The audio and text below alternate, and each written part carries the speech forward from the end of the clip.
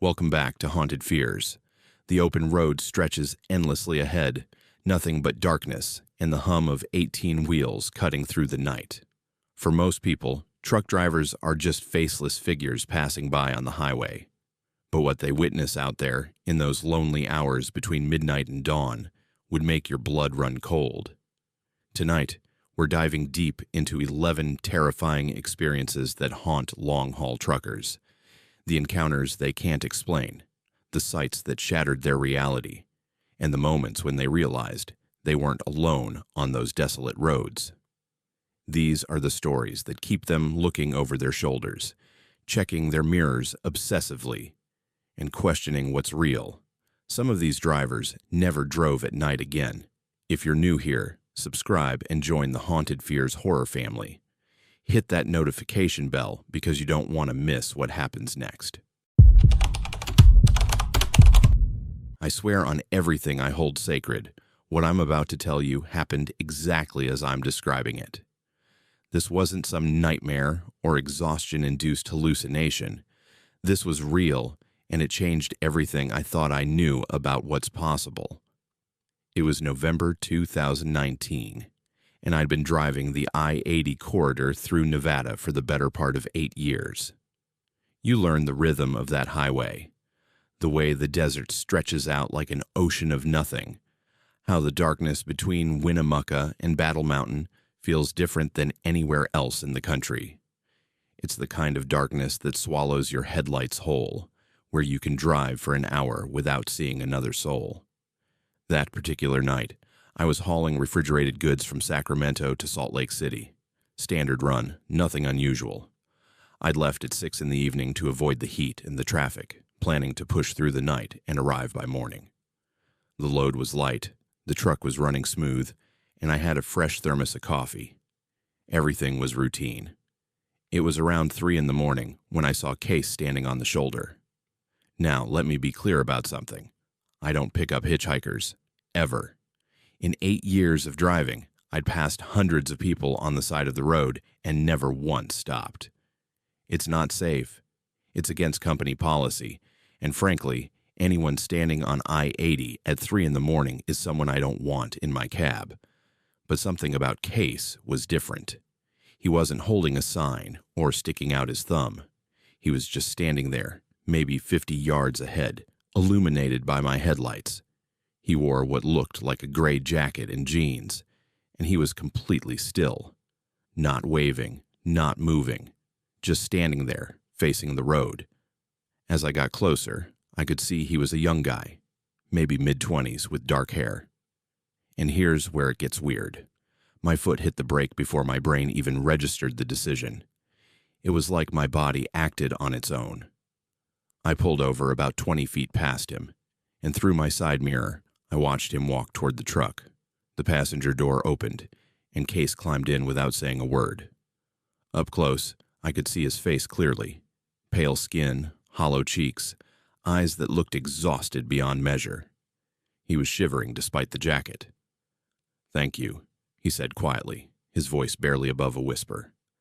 "I've been out here for hours."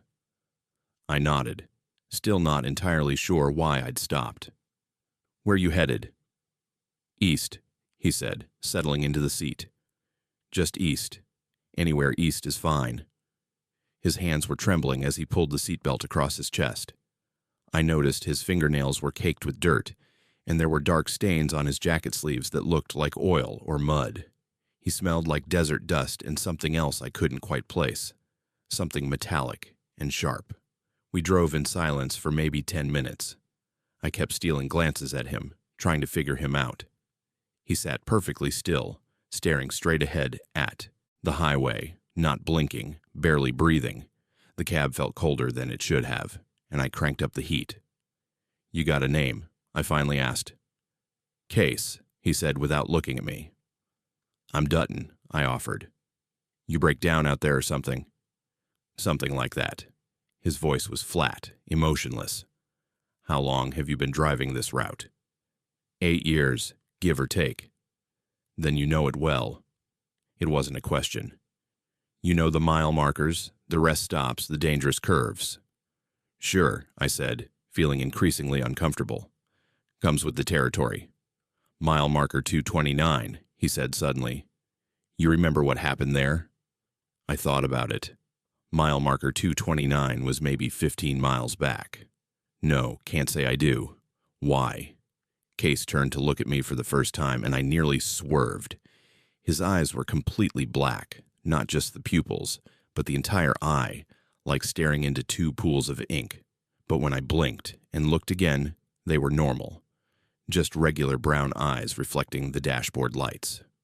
5 years ago, he said, a man named Weston died at mile marker 229, single vehicle accident. He fell asleep at the wheel, hit the guardrail, and his truck rolled 3 times. They say he died instantly, but that's not true. He lived for almost an hour, trapped upside down, bleeding out in the dark, calling for help that never came. My hands tightened on the steering wheel. How do you know that? Because I was there. Case's voice dropped even lower. I saw it happen. I was driving the opposite direction, and I saw the whole thing in my rearview mirror. I saw his truck flip, saw it come to rest, saw the headlights flicker and die. And you know what I did? I didn't answer. My throat had gone dry. I kept driving, he continued. I told myself someone else would stop, that I didn't have time to get involved, that it probably wasn't even that serious. I drove away and left Weston to die alone in the desert. By the time I worked up the courage to call it in from the next town, it was too late. He was already gone. Jesus, I muttered. The cab felt like it had dropped another 10 degrees. That's rough, man, but it wasn't your fault. Wasn't it? He was looking at me again with those eyes that seemed to shift between normal and something else entirely. I could have saved him. I could have stopped. Instead, I chose to keep driving, and Weston spent his last hour in agony, wondering why no one was coming to help him. I didn't know what to say to that. We drove on in thick silence. The mile markers ticked by. 245, 250, 255. The desert stretched endlessly on both sides, occasionally broken by scrub brush or rock formations that looked like crouching figures in the darkness. You know what the worst part is. Case spoke again after what felt like an eternity. Every night since then, I've driven this highway. Every single night for 5 years. I drive from one end to the other, looking for people who need help, trying to make up for what I did, but I can never do enough. I can never save enough people to balance out the one I left behind. Case, listen, I said, trying to inject some rationality into the situation. What happened to that guy, Weston? That wasn't on you. You didn't cause the accident. Maybe you should have stopped, yeah, but that doesn't make you responsible for his death. He smiled, but there was no warmth in it. You're kind to say that, Dutton, but kindness doesn't change the truth. We were approaching mile marker 260 when my CB radio crackled to life. Static at first, then a voice, broken up, desperate. Need help. Mile marker 229. Truck rolled, can't anyone hear me? The voice was calling for help from a location we'd passed 20 miles back. I grabbed the CB handset. This is Dutton on I-80 eastbound. I copy your distress call. What's your 20? More static, then marker 229. Please, trapped. Hurts. I looked at Case. His face was expressionless, but there was something in his eyes, a deep, profound sadness that seemed to extend beyond the physical world. That's Weston, he said quietly. That's what I heard 5 years ago. That's the call I ignored. My blood ran cold. That's impossible. You said he died 5 years ago. He did. Case unbuckled his seatbelt. But some things don't end when they should. Some mistakes keep echoing. What are you talking about? I was gripping the wheel so hard my knuckles had gone white. Case, what the hell is going on? He placed his hand on the door handle. You stopped for me tonight, Dutton. You showed kindness to a stranger on a dark highway. That matters. That makes a difference. Where are you going? We're doing 70 miles an hour. I know. He pulled the handle, and the door swung open. Wind roared into the cab, and the temperature plummeted. "Thank you for stopping. Thank you for being the person I couldn't be. Case, don't..." But he was already gone. He simply stepped out of the moving truck and vanished. Not fell, not tumbled. Vanished. 1 second he was there, silhouetted against the open door, and the next there was only empty air and darkness. I slammed on the brakes, the truck shuddering and fishtailing as the trailer tried to jackknife.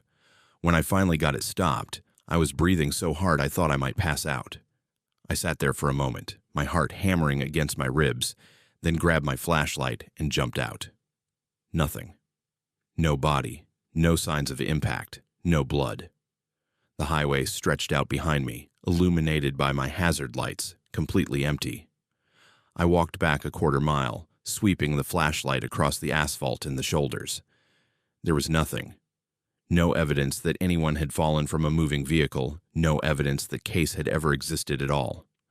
When I climbed back into the cab, shaking and confused, I noticed something on the passenger seat. A piece of paper, yellowed with age, folded in half. I picked it up with trembling fingers and unfolded it. It was a newspaper clipping from November 2014. The headline read, "Truck driver dies in single vehicle accident on I-80. Below was a photo of the accident scene and a brief article describing how a driver named Weston had died at mile marker 229 after his truck rolled off the highway. At the bottom of the article, someone had written in faded ink, "I'm sorry I didn't stop. I'm so sorry." The signature at the bottom read, "Case." I spent the next hour sitting in that truck, trying to make sense of what had happened. Eventually, I started driving again because I didn't know what else to do. I didn't report it. What would I even say? I picked up a ghost. I let a dead man ride in my truck for 30 miles before he vanished into thin air.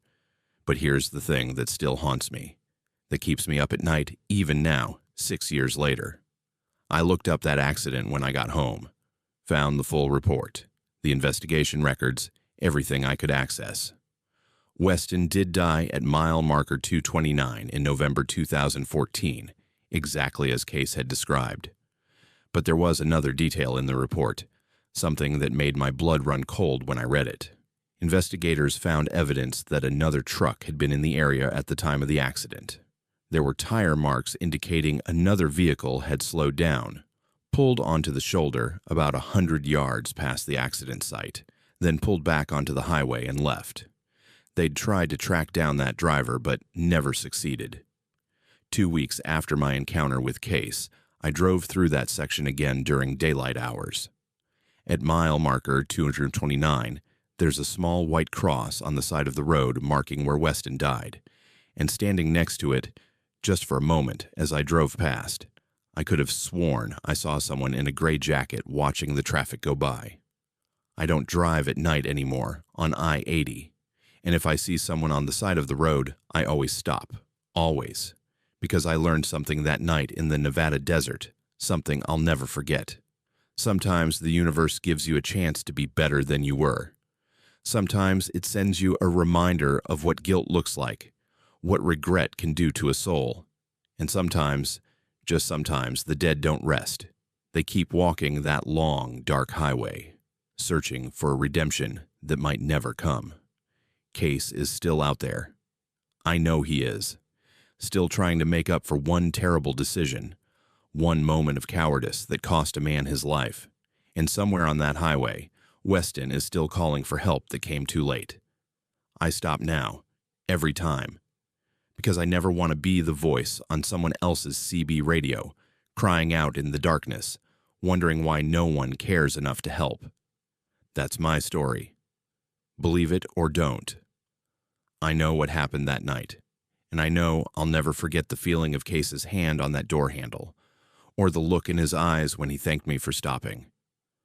Some roads are haunted, some stretches of highway carry more than just traffic, and some passengers aren't looking for a ride to the next town. They're looking for forgiveness that might never come. I'm telling you this because I need someone else to know what happened that night. and because I want you to understand why I don't stop at rest areas anymore. Ever. This isn't paranoia or some phobia I developed for no reason. This is based on something real, something that still makes my hands shake when I think about it. My name is Misael, and I've been driving trucks for 12 years. I know every major route across the Midwest, every truck stop worth visiting, every shortcut that'll save you time. I thought I knew how to stay safe out here. I thought I understood the risks: bad weather, drunk drivers, mechanical failures. But nothing prepared me for what happened at that rest stop in Missouri. It was late August 2021, around 2 in the morning. I was hauling electronics from Kansas City to St. Louis, running behind schedule because of construction delays outside of Columbia. I'd been pushing hard, and my body was screaming for a break. By law, I had to stop. I'd maxed out my driving hours and needed at least a 30-minute rest before continuing. Route 50 had this rest area about 40 miles outside of Jefferson City. I'd stopped there before during daylight hours. Nothing special, just the standard setup. Restrooms, vending machines, a few picnic tables, parking for maybe 20 cars, and a dozen trucks. During the day, it was always busy. Families stretching their legs, truckers catching sleep, people walking their dogs. But at 2 a.m., it was a completely different place. I pulled off the highway and immediately noticed how empty it was. No cars in the lot, no other trucks. Just my rig and an ocean of empty parking spaces under flickering sodium lights that cast everything in this sick, yellow-orange glow. Half the lights were out completely, leaving these pools of absolute darkness between the illuminated sections. The building itself sat at the far end of the lot, a squat concrete structure with those narrow horizontal windows you can't see through from the outside. One of the overhead lights near the entrance was strobing, going on and off every few seconds, making the whole scene feel like something out of a nightmare. I almost kept driving. Something in my gut told me to skip this stop, find another place, wait until I hit the outskirts of St. Louis. But I was exhausted, my bladder was full, and legally, I needed to log this rest period. So I parked in the truck section, grabbed my flashlight out of habit, and headed toward the building. The silence hit me first. No highway noise despite being only a few hundred yards from Route 50. No insects, no wind, nothing. Just my footsteps on the concrete and that stuttering fluorescent light buzzing and clicking above the entrance. The restroom was as depressing as you'd expect. Cracked tile floors, graffiti on the walls, that industrial soap smell mixed with something else, something sour and organic. I did my business quickly, washed my hands, and was about to leave when I heard it. Footsteps. Outside, moving across the parking lot. I froze, listening. The steps were slow, deliberate, like someone walking without any particular destination. They'd move a few paces, then stop, then move again. Through the narrow window above the sinks, I could see a sliver of the parking lot. I stood on my toes and peered out. There was someone out there. A figure standing between two of the overhead lights, right in one of those pools of shadow. I couldn't make out any details, just a dark silhouette, perfectly still, facing toward the building, facing toward me. My first thought was another trucker, maybe someone taking a smoke break, but something was off. The way they stood, too rigid, too still, and they were just standing there in the dark, not near any vehicle, not doing anything. Just watching. I stepped away from the window and grabbed my phone, checking for signal. 2 bars. Good enough. I pulled up the camera and took a picture through the window, using the flash. The figure didn't move when the flash went off. Didn't react at all. I looked at the photo on my screen. The flash had illuminated part of the parking lot, but where the figure should have been, there was just empty space in the concrete. Like they'd vanished the instant I took the picture. My heart started pounding. I looked back through the window. The figure was closer now. Maybe 20 feet from the building, still in shadow, still perfectly motionless, still watching. I hadn't seen them move. 1 second they were 50 feet away, the next they were 20 feet away, and I hadn't seen them cross the distance. Okay, I whispered to myself. Time to go. I walked quickly toward the exit, my boots echoing off the tile. The building had two entrances, one facing the car parking area, one facing the trucks. I'd come in through the truck side, but now I was reconsidering. Maybe I should exit through the car side, loop around, get to my truck from a different angle. But when I reached the car side entrance and looked through the glass door, I saw another figure. This one was standing near the picnic tables. Same rigid posture, same unnatural stillness. Also in shadow, also watching the building. Two of them now. My mouth went dry. I turned back toward the truck side entrance, my only other option. Through that doorway, I could see part of the parking lot. The first figure was gone. I couldn't see them anywhere. I stood there for maybe 30 seconds trying to decide what to do. Go out the truck entrance and make a run for it. Stay inside, call the police and tell them what? That I saw people standing in a parking lot. That's when I heard the door handle on the car side entrance rattle. Someone was trying to get in, but the rest area was supposed to be open 24/7. The doors weren't locked. I spun around and stared at the door. The handle was moving up and down, but the door wasn't opening. Like whoever was out there didn't understand how doors worked. Or like they were testing it, checking if I'd locked it from inside. The rattling stopped. I waited, holding my breath. Then the rattling started on the truck side entrance behind me. I was trapped between both exits, and something was at each door trying to get in. My hands were shaking so badly I almost dropped my phone when I pulled it out again. I dialed 911, and it rang 4 times before someone picked up. 911, what's your emergency? I'm at the Route 50 rest area, about 40 miles west of Jefferson City, I said, trying to keep my voice steady. There are people outside trying to get in, and I don't know what they want, but something's not right. Are you in danger, sir? I don't know. They're just standing out there and trying the doors, but the doors should be unlocked, and they're not coming in. They're just... Both door handles stopped moving at the exact same time. I looked at the truck side entrance, then back at the car side. Nothing. No movement, no sound. Sir, are you still there? Yeah, I'm here. They stopped. I can't see them anymore. I'm sending a unit to your location. Can you describe the individuals? I can't. It's too dark. They were just shapes, standing in the shadows. How many people are we talking about? At least 2. Maybe more. I don't... A face appeared in the narrow window above the sinks, pressed against the glass from outside, looking in.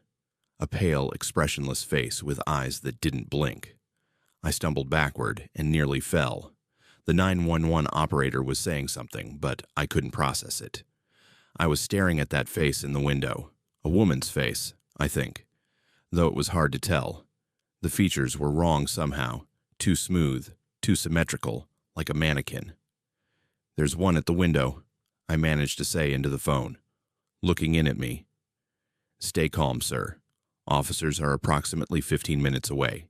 Is there a safe room or office you can lock yourself in? I don't know. This is just a rest area. There's no... Wait. There was a maintenance door near the vending machines. It had one of those push-bar locks. I ran to it and shoved it open, nearly falling into a small storage room filled with cleaning supplies and paper products. I pulled the door shut behind me and felt for a lock. There was a simple key deadbolt, but it could be locked from the inside by turning the mechanism. I twisted it until it clicked. The room was pitch black. I turned on my phone's flashlight and swept it around. Mops, buckets, shelving units stacked with toilet paper and soap dispensers. One small window, high up near the ceiling, covered with wire mesh. I'm in a maintenance room, I told the operator. Door's locked. Good. Stay there until officers arrive. Are you still hearing movement outside? I listened. For about a minute, there was nothing. Then very faintly, I heard footsteps again. Inside the building now. Multiple sets moving slowly through the restroom, across the tile floor. They're inside, I whispered. They got in somehow. The footsteps paused. Then they started again moving toward the maintenance door. I could hear them clearly now, right outside. And then, just like with the other doors, the handle started to move. But this time, they didn't just test it. Something slammed against the door, hard enough to make the whole frame shudder. Then again, and again. Rhythmic, powerful impacts that made the deadbolt rattle. I backed against the far wall, next to the shelving units, my flashlight beam shaking so badly I could barely keep it steady. The pounding continued, never changing pace, never stopping. Bang, bang, bang. "They're trying to break down the door," I told the operator, my voice cracking. "Officers are 10 minutes out, sir. Stay calm. The door will hold." But I wasn't sure it would. Each impact was making it buckle more. Dust was falling from the doorframe. Then the pounding stopped. Silence again. Complete, absolute silence. I stood there, barely breathing, waiting. My phone showed the call was still connected, but the operator wasn't saying anything. I looked at the screen. The call timer was frozen at 4:37. No signal bars at all. "Hello?" I whispered. Nothing. The call had dropped. I tried to redial 911, but I had no service now. Not even one bar.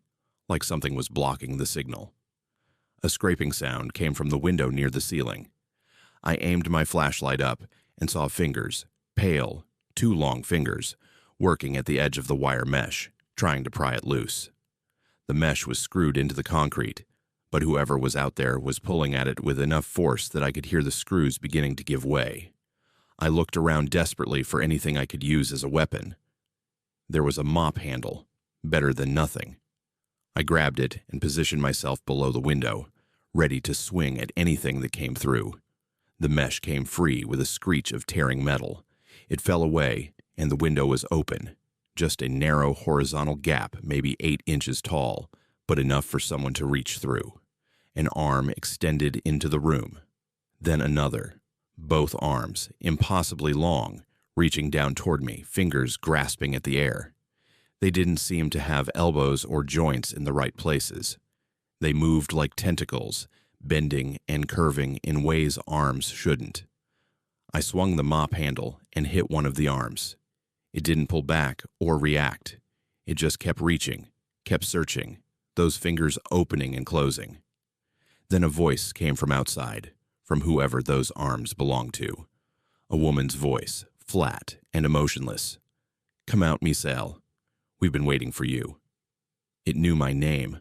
I don't know how long I stood there, swinging that mop handle every time those arms got close, my throat raw from holding back screams.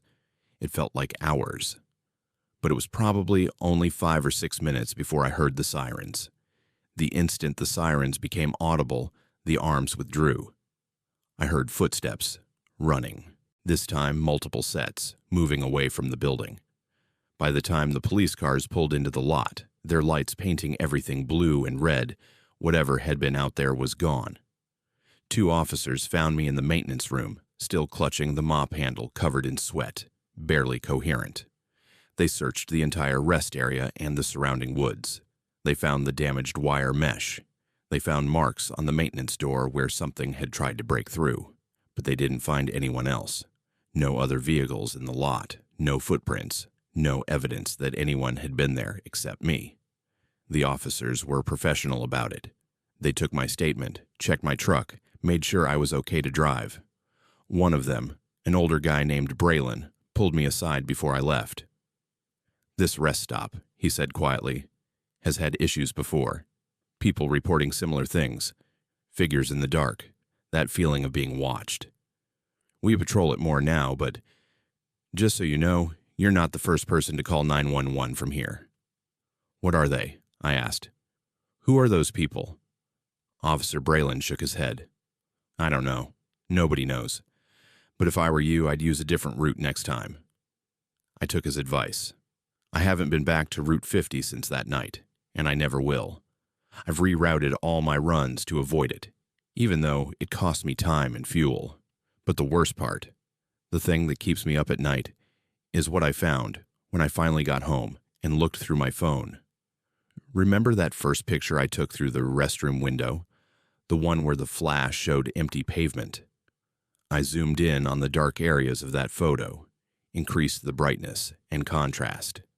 And there they were, at least a dozen figures standing in the shadows around the parking lot, all facing the building, all watching, all waiting.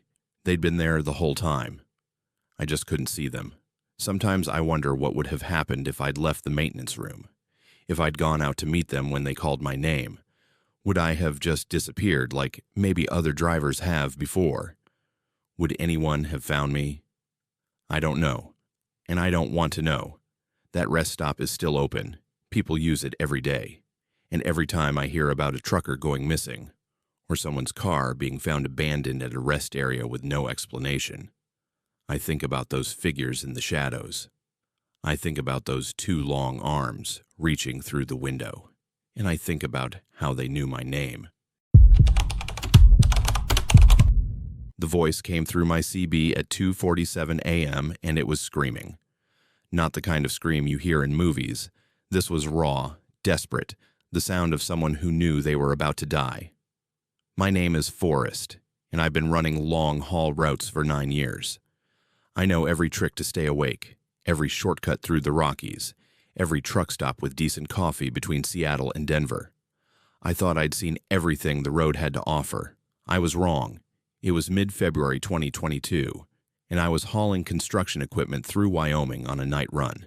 The weather was brutal. Not quite a blizzard, but close enough. Snow coming down in thick sheets, visibility maybe 50 yards at best, and the temperature hovering around -15. The kind of night where smart drivers pull over and wait it out. But I was 3 hours behind schedule because of a delayed pickup in Gillette, and my dispatcher was breathing down my neck about delivery times. The highway between Gillette and Buffalo is desolate, even in good weather. At 3 in the morning during a snowstorm, it's like driving through the void. No other vehicles, no lights except my own headlights reflecting off the snow, just miles and miles of empty road cutting through dark prairie. I had my CB on Channel 19, always do, no matter how quiet it gets. Most guys these days rely on cell phones, but out here in Wyoming, cell service is a joke. The CB might be old school, but it's saved my ass more times than I can count. The static was constant that night, punctuated by occasional bursts of wind interference. I was listening to an audiobook trying to stay focused on the road when the scream cut through everything. "Help me! Somebody, please! He's..." The transmission died in a burst of static. I grabbed the handset so fast I nearly dropped it. "Breaker, breaker. This is Forrest on I-90 eastbound near mile marker 45. I copy a distress call. What's your 20? Nothing but static. "Driver in distress, this is Forrest. Come back if you can hear me. What's your location?" More static, then another burst of voice, broken up, distorted. "Trailer. He's in the trailer, cutting through. Oh God, he's..." Then screaming again. Not words this time, just pure terror and pain. Then silence. My hands were shaking. I tried the CB again. "This is Forrest calling any driver on I-90. Did anyone else copy that transmission? Driver in distress. Location unknown. Does anyone copy?" Dead air. I grabbed my phone. No signal, not even one bar. Typical for this stretch. I pushed the truck faster, scanning the road ahead for any sign of another vehicle, any clue about where that distress call had come from. The snow was getting heavier, my wipers struggling to keep up. Then the CB crackled to life again. This time it was different. Not screaming, but a low, ragged breathing. In and out. In and out. Like someone was holding down the transmit button but couldn't speak. "Driver, if you can hear me, I'm trying. To locate you, can you give me any information, mile marker, direction of travel, anything?" The breathing continued. I could hear other sounds behind it now, a rhythmic banging, metal on metal, and something else, a wet tearing sound that made my stomach turn. "Driver, stay with me. Help is coming. Just hold on." The breathing got faster, more panicked. Then a voice, barely a whisper. "He knows where I am. Listening. Who knows? Who's listening? Can't let him. Following the signal. Following what signal? I don't understand." The transmission cut off with a sharp click. Then, After maybe 5 seconds of silence, a new voice came through the CB. This one was calm, measured, wrong in a way I can't properly describe. "Good evening, Forrest." My blood turned to ice. The voice knew my name. I'd only said it twice on the CB, but this voice, it wasn't the driver who'd been screaming. It was someone else, something else. "Who is this?" I demanded, trying to keep my voice steady. "You're approximately 12 minutes from mile marker 53, driving a Kenworth T680 blue cab, hauling construction equipment. Your speed has decreased from 58 to 53 miles per hour in the last 90 seconds. I looked at my speedometer. He was right. I'd slowed down without realizing it because of the snow getting worse. "How do you—" "The driver you heard is no longer in a position to continue transmitting. You should focus on your own journey, Forrest. These roads can be dangerous." "What did you do to him?" A pause. Then, "I'm curious, Forrest. When you heard his screams, did you feel compelled to help? Did you imagine yourself as a rescuer racing to save someone in need? Where is he? What mile marker?" That's the interesting thing about distress signals. They're so compelling, like a moth to flame. Drivers hear someone calling for help, and they simply must respond, must investigate, must try to save the day. My hands were gripping the wheels so tight I could hear the leather creaking. "You're using those transmissions as bait." "Oh, I'm not using anything, Forrest. I'm just an observer. The CB radio is a fascinating tool, isn't it? Especially out here where cell phones don't work. So many lonely drivers, all listening to the same frequency, all ready to believe they're hearing a genuine emergency." There was a real person screaming. "Was there?" The voice sounded amused. "Or was it a recording? A loop played through a transmitter positioned along the highway? How would you know the difference? And here you are, speeding through a snowstorm, desperate to find the source, desperate to help. It's admirable, really." I checked my mirrors. Nothing but white darkness and my own trailer lights. No other vehicles visible anywhere. "You sick son of a—" "Mile marker 53 is coming up shortly. On your right, you'll see a truck pulled onto the shoulder. Hazard lights flashing. The driver appears to need assistance. What will you do, Forrest? Will you stop?" "You're lying. There's no truck there." "Then you have nothing to worry about. Drive past. Ignore it. Keep going to Buffalo and never think about this again." The transmission ended. I drove in silence for the next 8 minutes, my heart hammering against my ribs. The snow was so thick now I could barely see the road markers. I was watching the mile markers crawl past, 48, 49, 50. My foot eased off the gas as I approached 53, and there it was. A semi-truck pulled onto the right shoulder, hazard lights flashing through the snow. An older Peterbilt, dark green cab, looked like it had been there for a while based on the snow accumulation. I drove past it. Every instinct screamed at me to stop, to check if the driver needed help. But that voice on the CB, the way it had known my name, my location, my truck model, it had been real. And whatever was happening here, I wanted no part of it. I watched the stranded truck disappear in my mirrors. That's when my CB crackled again. Interesting choice, Forrest. Not many drivers have the discipline to pass by someone in apparent distress. But then again, a pause. "How do you know I'm not in your trailer right now? You never checked before you left Gillette. You were 3 hours behind schedule, in such a hurry. So many people had access to that loading yard." My breath caught in my throat. The trailer. I hadn't checked it. I never check sealed trailers. It's not my job, and breaking a seal violates protocol. But the voice was in my head now, planting seeds of doubt. "Nothing to say, Forrest? No brave response?" I grabbed the CB handset. "I've got manifest documentation and a sealed trailer. Whatever game you're playing. Stop the truck, Forrest. Check your trailer. Don't you want to know? Go to hell. Mile marker 67, there's a way station. Closed for the night because of the storm. Plenty of light, though. You could pull in, check your cargo, put your mind at ease. Or you could keep driving, wondering the whole time if something is back there. listening to every creak and shift of your load, imagining sounds that might not be sounds at all. How many more miles until Buffalo? 30? 40? Can you handle 40 miles of not knowing? I killed the CB, yanked the power cord right out of the socket. Silence filled the cab except for the heater blowing and my own ragged breathing. The way station appeared at mile marker 67, exactly where the voice had said. It was closed, chain across the entrance, but the lot lights were on, casting pools of yellow-orange light across the snow-covered pavement. I drove past it too, but the doubt was eating at me. Every small sound from the trailer made me flinch. Every shift of weight as I navigated curves made my imagination run wild. I kept checking my mirrors, half expecting to see the trailer doors hanging open, something crawling out. I called 911 the instant I got cell signal back near KC. Told them everything, the distress call, the voice that knew too much, the stranded truck at mile marker 53. The dispatcher took my information and said they'd send a unit to investigate. When I finally reached Buffalo, I went straight to the truck stop and found 2 Wyoming Highway Patrol officers waiting for me. They'd been notified about my call.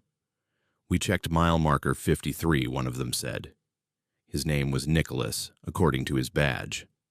No stranded truck, no tire tracks, no evidence any vehicle had been on the shoulder recently. That's impossible, I saw it. Hazard lights flashing and everything. Road conditions are bad tonight. Visibility's poor. Easy to mistake things in a snowstorm. I didn't mistake anything. And what about the CB transmissions, the distress call? Officer Nicholas exchanged glances with his partner. We've had reports before. Drivers claiming they heard strange transmissions on CB radio through this area. Started maybe 2 years ago. Always the same pattern. Distress call. Then a second voice that knows details about the driver. Never found any evidence of foul play, though. What about the driver who was screaming? Someone had to file a missing person report. We've checked. No missing truckers in the past 72 hours. No abandoned vehicles. No accidents. Whatever you heard. He paused. We don't have an explanation for it. They insisted on checking my trailer before I left. We cut the seal and opened the doors. Construction equipment, exactly as listed on my manifest. Nothing else. No stowaways, no signs of tampering. I made it to my delivery in Denver the next day. The whole drive, my CB stayed off. I couldn't bring myself to plug it back in. But here's what keeps me up at night. 2 weeks later, I was talking to another driver at a truck stop in Laramie. Guy named Ryland ran the same routes I did. He mentioned hearing about a driver who'd gone missing on I-90 near Buffalo back in 2020. They'd found his truck at a closed way station, doors open, engine running. Driver was never seen again. The last thing on his CB was a recording of someone screaming for help. Same recording that had been looping for hours before someone found the truck. They figured he heard a distress call, Ryland told me. Pulled over to help. But there was never anyone to help. Just the recording, playing on repeat. What happened to him? Ryland shrugged. Nobody knows. Some folks say he's still out there somewhere, that whatever got him uses CB radio to lure other drivers. Other folks say he just walked away from his rig and disappeared into the prairie, mental breakdown or something. I didn't tell Ryland about my experience. Didn't want to sound crazy. But I looked up the case when I got home. Found a news article from 2020. The missing driver's name was listed. His name was Forrest, not the same spelling. His was Forrest with 2 R's, but close enough that someone listening to CB chatter might not notice the difference. Close enough that a voice could say it, and I'd assume they were talking about me. I sold my truck 3 months later. Took a local job driving box trucks around Denver. Better pay, home every night, no long hauls through Wyoming. I don't care what anyone says. Something is out there on I-90. Something that uses our own voices against us. That knows details it shouldn't know. That hunts using the very technology we rely on to stay safe. The CB radio sits in my garage now, unplugged, gathering dust. Sometimes late at night, I swear I hear static coming from it. Like it's trying to power itself on. Like it wants me to plug it back in, to listen to what's being broadcast. I never will, because I know what's out there, waiting on those lonely stretches of highway, and I know that if I ever heard my own voice screaming through that CB, it would already be too late. I've hauled everything from livestock to classified equipment in my 15 years on the road, but nothing prepared me for what was in that container. Some cargo you just don't ask questions about. You take the money, you drive, and you forget. My name is Clyde, and up until March 2023, I thought I'd seen every kind of freight there was. Machinery, hazardous materials, even military equipment under armed escort. The job is simple. Pick up the load, deliver it intact, collect your pay. I'd built my reputation on being reliable, discreet, and professional. The kind of driver who doesn't talk about what he hauls or who he hauls it for. That reputation is what got me the call from a company I'd never heard of, Meridian Logistics. The dispatcher, a woman who never gave her name, offered me $12,000 for a single run from Portland, Oregon, to a warehouse outside Harrisburg, Pennsylvania. Cross-country in 4 days, with specific instructions. Maintain highway speeds, stop only for fuel and mandatory rest periods, and under no circumstances was I to open or inspect the container. The pay was too good to turn down, 3 times my usual rate for a coast-to-coast haul. The only catch was the non-disclosure agreement, pages of legal language that basically said if I talked about the job to anyone, I'd be sued into oblivion. I signed it. I needed the money. They told me the pickup would be at a private facility north of Portland, away from the regular commercial ports. I arrived at 11 p.m. as instructed and found the place easily enough. A fenced compound with minimal lighting, no signs, just an address. 2 security guards in unmarked uniforms checked my credentials and waved me through to the loading bay. The container was already loaded onto a flatbed trailer, sealed and ready to go. It was a standard 40-foot shipping container, dark gray, no markings, no company logos. Nothing to indicate what was inside or where it came from. A supervisor approached me with a clipboard. "You're Clyde?" he asked. "That's me." "This is a priority delivery, time sensitive. You'll receive coordinates for the drop-off location once you're within 50 miles of Harrisburg. Any questions?" "What am I hauling?" He smiled, but there was no warmth in it. "Equipment. Temperature sensitive. The container is climate controlled with its own power supply. Do not disconnect it. Do not open it. Drive carefully and deliver on time." He handed me the paperwork, and I noticed his hands were shaking slightly. Something about his demeanor was off, like he was nervous or scared or both. But $12,000 kept my mouth shut. I hooked up the trailer, checked the connections, and pulled out of the facility. The first 2 days were uneventful. I made good time through Oregon and Idaho, stopped for fuel and rest as required, and kept the rig moving. The container rode smoothly, properly balanced, and the climate control unit hummed away quietly. Everything seemed normal. It was the 3rd night somewhere in Nebraska that I first heard it. I'd pulled into a rest area around 2 a.m. for a mandatory break. The place was nearly empty, just my rig and one other truck parked at the far end. I killed the engine, set my timer for 30 minutes, and closed my eyes. That's when I heard the banging. 3 sharp impacts, metal on metal, coming from the container. Bang, bang, bang. Then silence. I sat up, listening. Nothing. Maybe it was the cargo shifting, I told myself. Temperature-sensitive equipment could include refrigeration units or machinery that makes noise. I'd hauled plenty of loads that made sounds, generators, pumps, compressors. This was probably the same thing. I tried to settle back down, but then I heard it again. Bang, bang, bang. 3 deliberate strikes, evenly spaced, then a pause, then 3 more. That wasn't equipment. That was a pattern. That was deliberate. I grabbed my flashlight and got out of the cab. The rest area was quiet, except for the distant hum of highway traffic. The other truck's driver was asleep, curtains drawn. I walked around to the back of my trailer, shining the light over the container. The seal was intact. The climate control unit was running normally, its small display showing the interior temperature at a steady 55 degrees. Everything looked exactly as it should, but as I stood there, I heard it again from inside. 3 bangs, closer to the door this time. "Hello?" I called out, feeling stupid even as the word left my mouth. 3 more bangs, immediate and loud, like someone responding. My blood ran cold. There was someone, inside that container, and they were trying to communicate. I pulled out my phone and called the emergency number I'd been given for Meridian Logistics. It rang 6 times before going to voicemail. I left a message explaining what I was hearing and asked for instructions. Then I called again. Same result. The banging continued, more insistent now. Bang, bang, bang, bang, bang, bang. Over and over, like someone desperately trying to get my attention.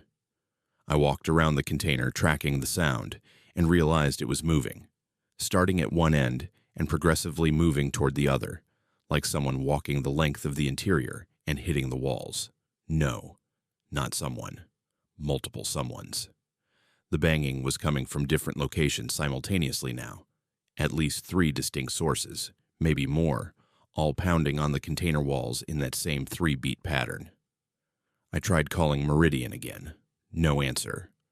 I tried the supervisor who'd loaded the container. His number went straight to voicemail. I was completely alone with whatever was in that box, and nobody was answering my calls. The banging stopped abruptly. For maybe 2 minutes, there was total silence. I stood there next to the trailer, sweating despite the cold night air, my flashlight beam trembling slightly. Then I heard the voices. Muffled, distorted by the metal. Walls, but definitely human. Multiple voices talking over each other, urgent and fearful. I couldn't make out words, just the tone. Desperate, pleading, terrified.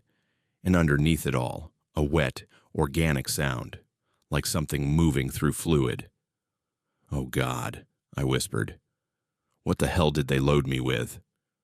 I ran back to the cab and grabbed the bolt cutters from my emergency kit. I didn't care about the NDA anymore, didn't care about the money or the legal threats. If there were people in that container, I was getting them out. But as I approached the rear doors with the cutters, the voices changed. They went from desperate to angry. The banging resumed, violent and chaotic now, coming from every surface at once. The entire container was shaking on the trailer, rocking back and forth with the impacts. And the voices, they weren't calling for help anymore. They were screaming, shrieking, making sounds that no human throat should be able to produce. I dropped the bolt cutters and backed away. Whatever was in there, it wasn't people. Or if it had been people once, it wasn't anymore. My phone rang, making me jump. Unknown number. "Don't open it." The voice was the supervisor from Portland, but he sounded different now, strained. "Mr. Clyde, whatever you do, do not open that container." "What the hell is in there? What did you load me with?" "Just drive. Get it to Harrisburg. They'll handle it from there." "Handle what? Tell me what's in my trailer." A long pause. When he spoke again, his voice was barely above a whisper. "Test subjects. Medical research that went wrong. Very wrong. The facility that created them was shut down, and now they need to be moved to a containment site. You're being paid hazard money, Mr. Clyde, to ask no questions and deliver the package." "Test subjects? You mean people?" "They were people. Once. Just drive, please. If you open that container, if they get out." He trailed off. "If they get out what?" "The last driver who opened one. They found his truck 3 days later. Found most of him inside it. Most." The line went dead. I stood there in that rest area parking lot, staring at the container that was now silent and still again, and tried to process what I'd just heard. Test subjects, medical experiments, things that used to be people. Every instinct screamed at me to unhook the trailer and drive away. Call the police, call the CDC, call someone who could handle this. But that NDA I'd signed, it was airtight, and the supervisor's words kept echoing in my head. They found most of him. I got back in the cab, started the engine, And I drove. The next 30 hours were the longest of my life. The sounds from the container continued intermittently, sometimes banging, sometimes voices, sometimes that awful wet sliding noise.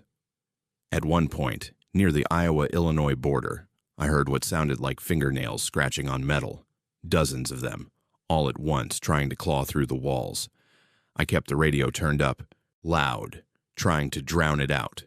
Stopped only when absolutely necessary, always at busy, well-lit truck stops where there were lots of people around. And I never looked at the container when I checked the trailer connections. When I finally received the coordinates for the drop-off location outside Harrisburg, it led me to another unmarked facility, this one surrounded by high fences topped with razor wire. A hazmat team was waiting.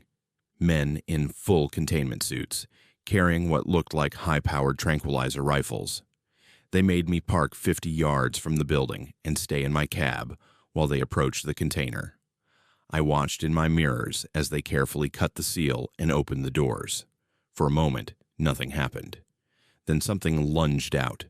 I only caught a glimpse, but it was pale and twisted, moving in ways that defied anatomy. The team hit it with multiple tranquilizer darts and it collapsed. They pulled 4 more out after that. Each one looked almost human from a distance, but wrong in subtle, horrible ways. Wrong proportions, too many joints, skin that seemed to ripple and shift. One of them was still banging on the floor of the container, even after being tranquilized, just repeating that same 3-beat pattern. A man in a suit approached my cab once the container was empty. He handed me an envelope through the window. "Your payment. We'll need you to sign an additional document." I looked at the envelope, fat with cash. What happened to them? What were they? Classified research into cellular regeneration and consciousness transfer. The trial subjects experienced unanticipated mutations. You never saw this facility, Mr. Clyde. You never hauled this cargo. We never had this conversation. And if I talk, he smiled, then you'll be considered a security risk. And security risks have a way of disappearing. Do we have an understanding? I signed the document, took the money, and I drove away from that place, promising myself I'd never think about it again. But I dream about it sometimes. Dream about those voices in the container, screaming and pleading and making sounds that weren't quite human. Dream about what they must have looked like before the experiments. Before they became the things I hauled across the country. I quit long-haul trucking 3 months later. Took a job with a local delivery company, moving furniture and appliances. The pay is less than half what I used to make, but I sleep better at night. Most nights anyway. Because sometimes, late at night when the house is quiet, I swear I can still hear that 3-beat pattern. Bang, bang, bang. Like something trying to break through from the other side of a wall I can't see. And I know, with absolute certainty, that whatever was in that container, whatever those things used to be, they're still out there. In some facility, locked away, banging on metal walls and screaming for help that will never come. I got paid $12,000 to move. Them from one prison to another. $12,000 to be part of something I'll never be able to forget no matter how hard I try. Some cargo you just don't ask questions about, but maybe you should. The fog came out of nowhere, thick as concrete, and that's when I saw them standing in the road. I'm not talking about regular fog. This was something else entirely. Something that felt alive and wrong. My name is Otis, and I've been driving trucks through Appalachia for 23 years. I know these mountains like the back of my hand, know every curve and switchback, every place where the GPS lies, and every shortcut that'll save you an hour. I thought I knew all the dangers too. Black ice, rock slides, deer that'll total your rig if you hit them at speed. But I didn't know about the fog people. Not until that night in eastern Kentucky. It was early October 2021, and I was running behind schedule on a furniture delivery from Asheville to Louisville. I'd hit construction delays in Tennessee that cost me 3 hours, and my dispatcher was already on my case about the late delivery. So when I saw the turnoff for Route 421, a winding mountain road that would cut maybe 40 minutes off my time, I took it, even though it was already past 10 p.m. Big mistake. Route 421 is one of those roads that feels like it belongs to another century. Narrow, poorly maintained, barely wide enough for two vehicles to pass. It snakes through dense forest and follows the ridgeline of the mountains, with steep drops on one side and sheer rock face on the other. During the day, it's beautiful. At night, it's treacherous. But I'd driven worse roads, and I needed to make up time. The fog rolled in around mile marker 7. One moment the road was clear, illuminated by my headlights cutting through the darkness. The next moment, I was engulfed in fog so thick I could barely see 10 feet ahead. I slowed from 40 miles an hour to 20, then to 15, my hands tight on the wheel as I navigated by instinct and memory. That's when I saw the first one. A figure standing in the middle of the road about 30 feet ahead. Just standing there, perfectly still, facing my direction. I hit the brakes, and the trailer shuddered behind me as the rig came to a stop maybe 10 feet from the figure. I leaned on the horn. 3 long blasts. The figure didn't move. I waited, engine idling, staring at the shape through my windshield. It was hard to make out details through the fog, but I could see it was humanoid. Roughly the right size and proportions, wearing what looked like dark clothing, but something about the way it stood was wrong. Too rigid, too perfectly still. I hit the horn again, still nothing. "All right," I muttered, grabbing my flashlight. "Let's see what we've got here." I climbed down from the cab and walked toward the figure, my flashlight beam barely penetrating the fog. As I got closer, I could see more details, and what I saw made my steps falter. The figure was a person, or had been. They stood facing me with their arms at their sides, completely motionless.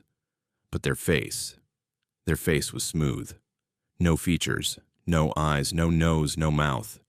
Just skin stretched over where a face should be, like someone had erased their features and left only a blank surface. "What the hell?" I whispered, stopping about 5 feet away. The figure's head tilted slightly to one side.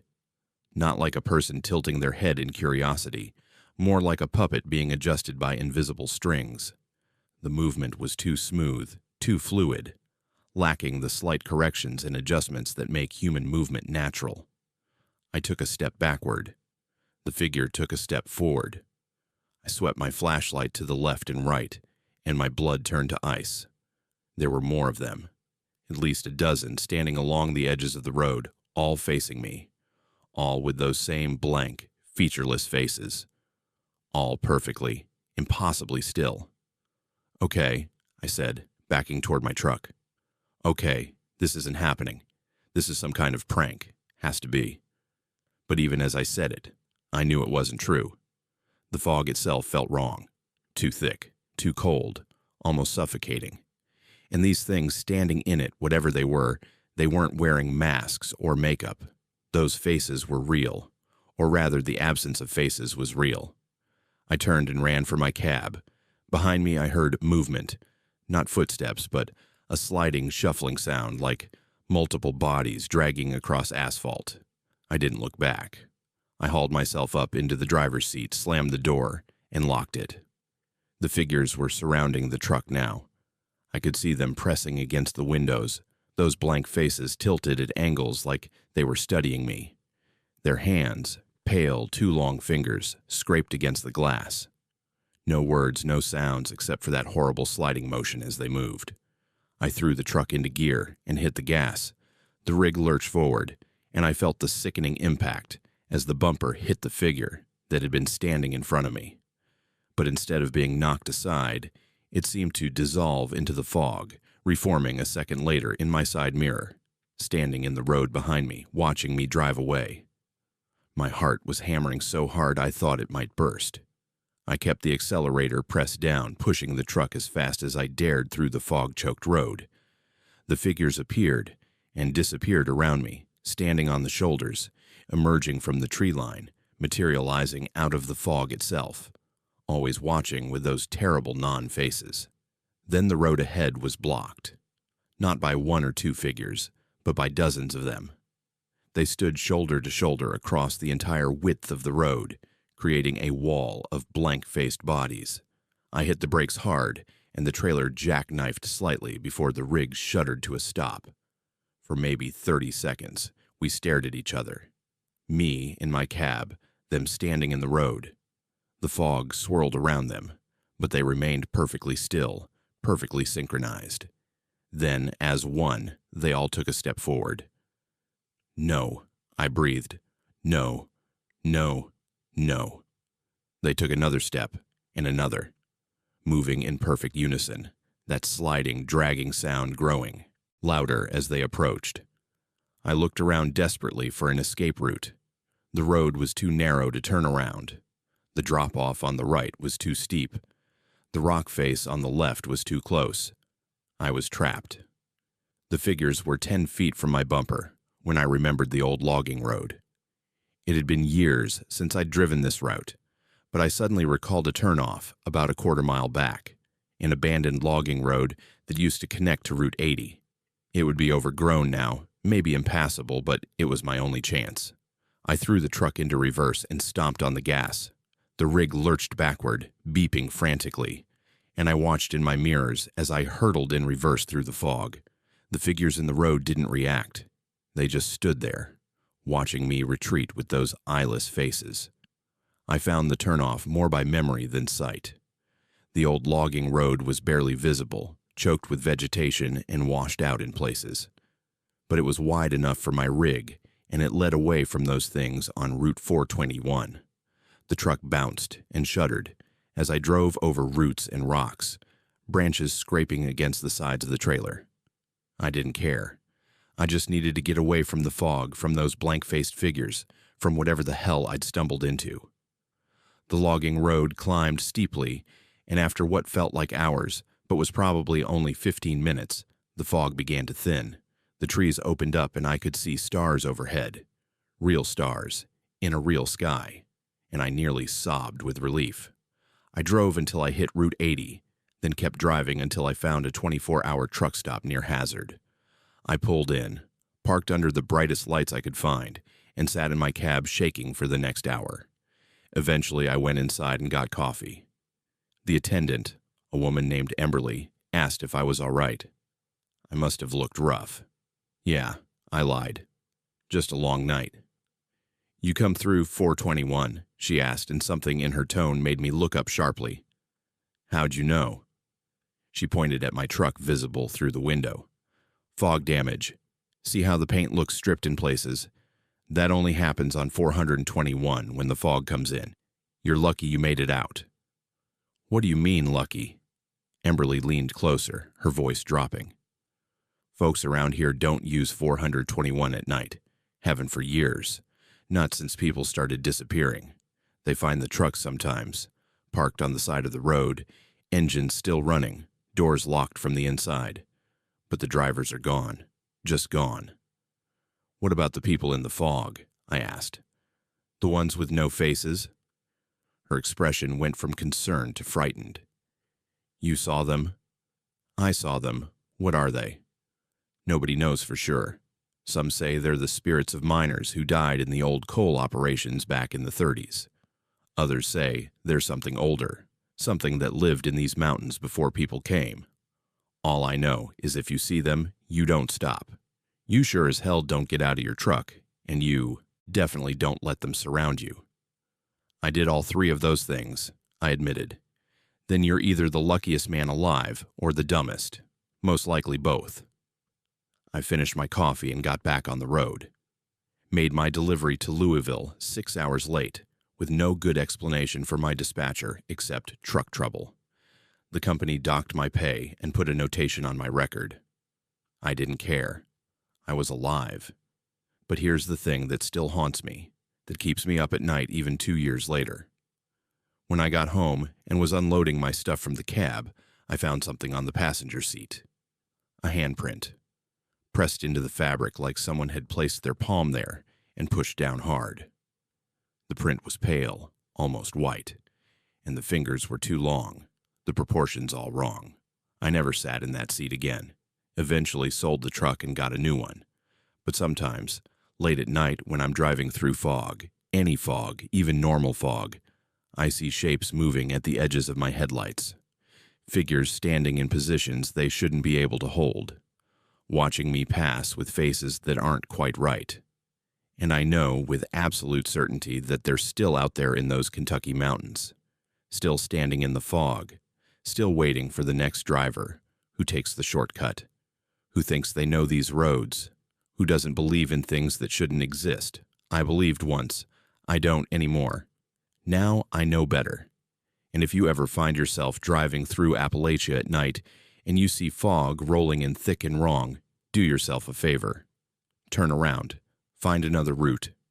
Add an hour to your trip if you have to. Because whatever's in that fog, whatever those things are, they're still there, still watching, still waiting. And they never, ever forget a face, even if they don't have one themselves. You ever see yourself driving past you on the highway? I have, 3 times. And each time the version of me behind that wheel looked just a little bit different, a little more wrong. My name is Tommy, and for the last 17 years, I've been running freight routes across the Southwest. Texas, New Mexico, Arizona. I know every mile of I-40 like it's written in my DNA. I've driven through dust storms, flash floods, and heat that could melt asphalt. I thought I'd seen every weird thing this desert had to offer. Then I met myself. Or rather, I started seeing myself. And I wish to God I never had. It started in late September 2022. I was hauling electronics from Albuquerque to Flagstaff, a route I'd done maybe 200 times before. Standard overnight run. Nothing remarkable. The highway was quiet. Just me and maybe a handful of other trucks scattered across the dark miles of New Mexico desert. I was about an hour west of Albuquerque when I saw the first truck. A Freightliner Cascadia, exactly like mine. Same year, same model, same dark blue paint job. Even the same company logo on the door, Southwest Freight Solutions. I noticed it because, well, you notice when you see your own truck on the road. The company had maybe 40 drivers, but we didn't all drive identical rigs. The truck was maybe a quarter mile ahead of me, moving at about the same speed I was. I could see it clearly in my headlights when we'd go through dips in the road. As I got closer, I noticed something else. The license plate. Even from a distance, in the glow of my lights, I could make out the numbers. They matched mine. Exactly. I blinked, shook my head, figured I was reading it wrong. Exhaustion playing tricks, maybe. But as I closed the distance, there was no mistaking it. Same plate, same position of the company sticker, same small dent in the left rear quarter panel that I'd gotten 3 months ago, backing into a loading dock in Phoenix. What the hell? I muttered, accelerating to pull up alongside. But as I got closer, the truck ahead sped up. Not dramatically, just enough to maintain the distance between us. I pushed harder on the gas. The truck ahead matched my speed. For the next 10 miles, we played this game until I finally backed off. Unsettled but telling myself there had to be a logical explanation. Manufacturing error on the plates. Coincidence on the truck model. My eyes playing tricks in the dark. I let the truck pull ahead and disappear into the night. 2 hours later, near the Arizona border, I stopped at a truck stop for fuel and coffee. As I was pumping diesel, another driver approached me. Older guy, weather-beaten face, wearing a Peterbilt hat. "You got a twin brother?" he asked. "No. Why?" "Because I saw your truck about 40 minutes ago, heading east. Passed you right around mile marker 289, but here you are, heading west." "Must have been a similar truck," I said, though my hands had gone cold. "Nah, man. It was your truck. I noticed because of that dent on the quarter panel. My brother's got one just like it." I remember thinking, there's that Southwest freight rig with the same dent. He paused. "But you weren't driving it." "What do you mean?" "The driver. Couldn't see him real clear, but he didn't look like you. Sat different. Held the wheel different.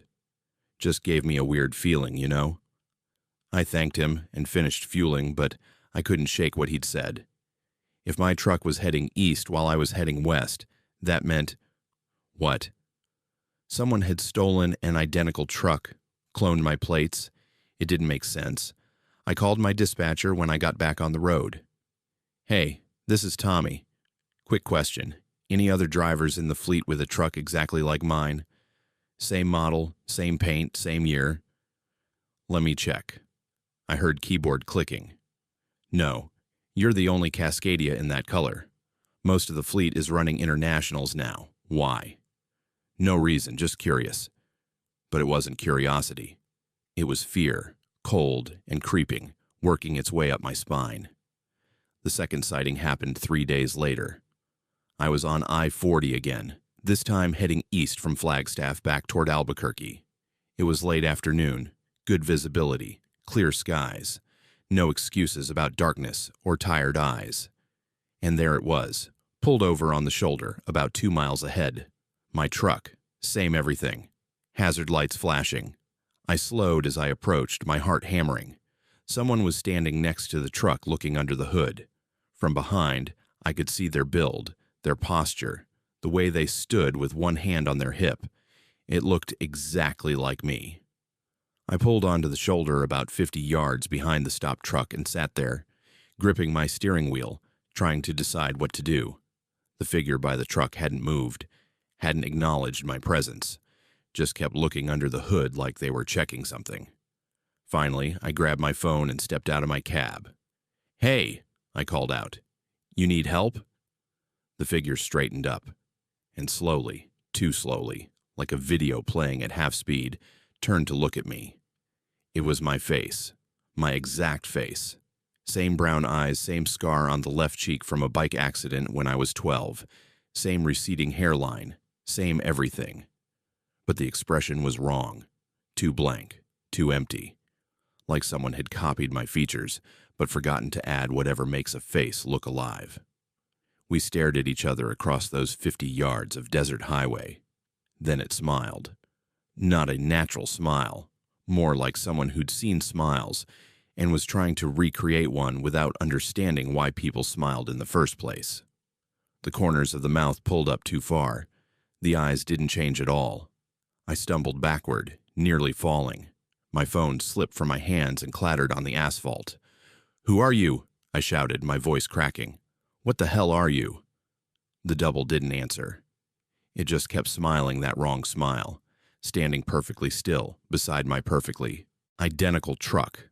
A semi roared past me, horn blaring, probably annoyed that I was standing in the road. The rush of air and noise made me flinch, and when I looked back, the truck was gone. The double was gone.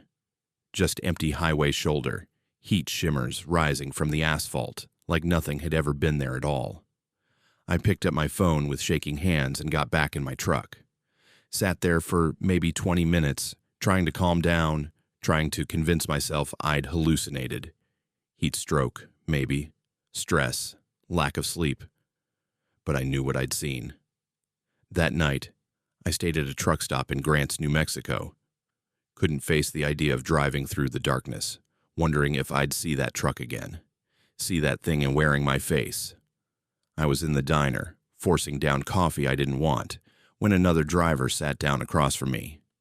A woman named Aya, who I'd crossed paths with a few times over the years. Good driver, solid reputation. "You look like hell," she said bluntly. "Bad day." "Yeah, I can see that." She studied me for a moment.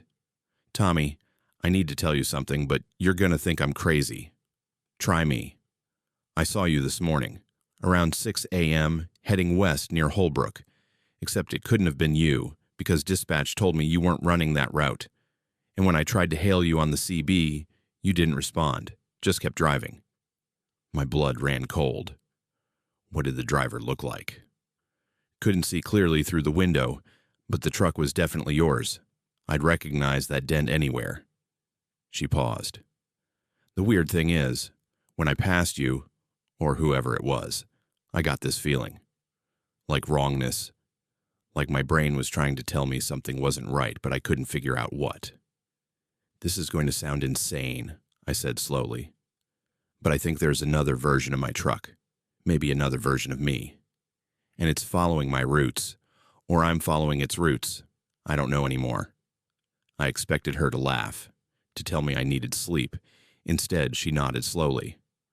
I've heard stories, she said. Drivers who see doubles of themselves, usually out here in the desert. Some people say it's a warning, like seeing your own death.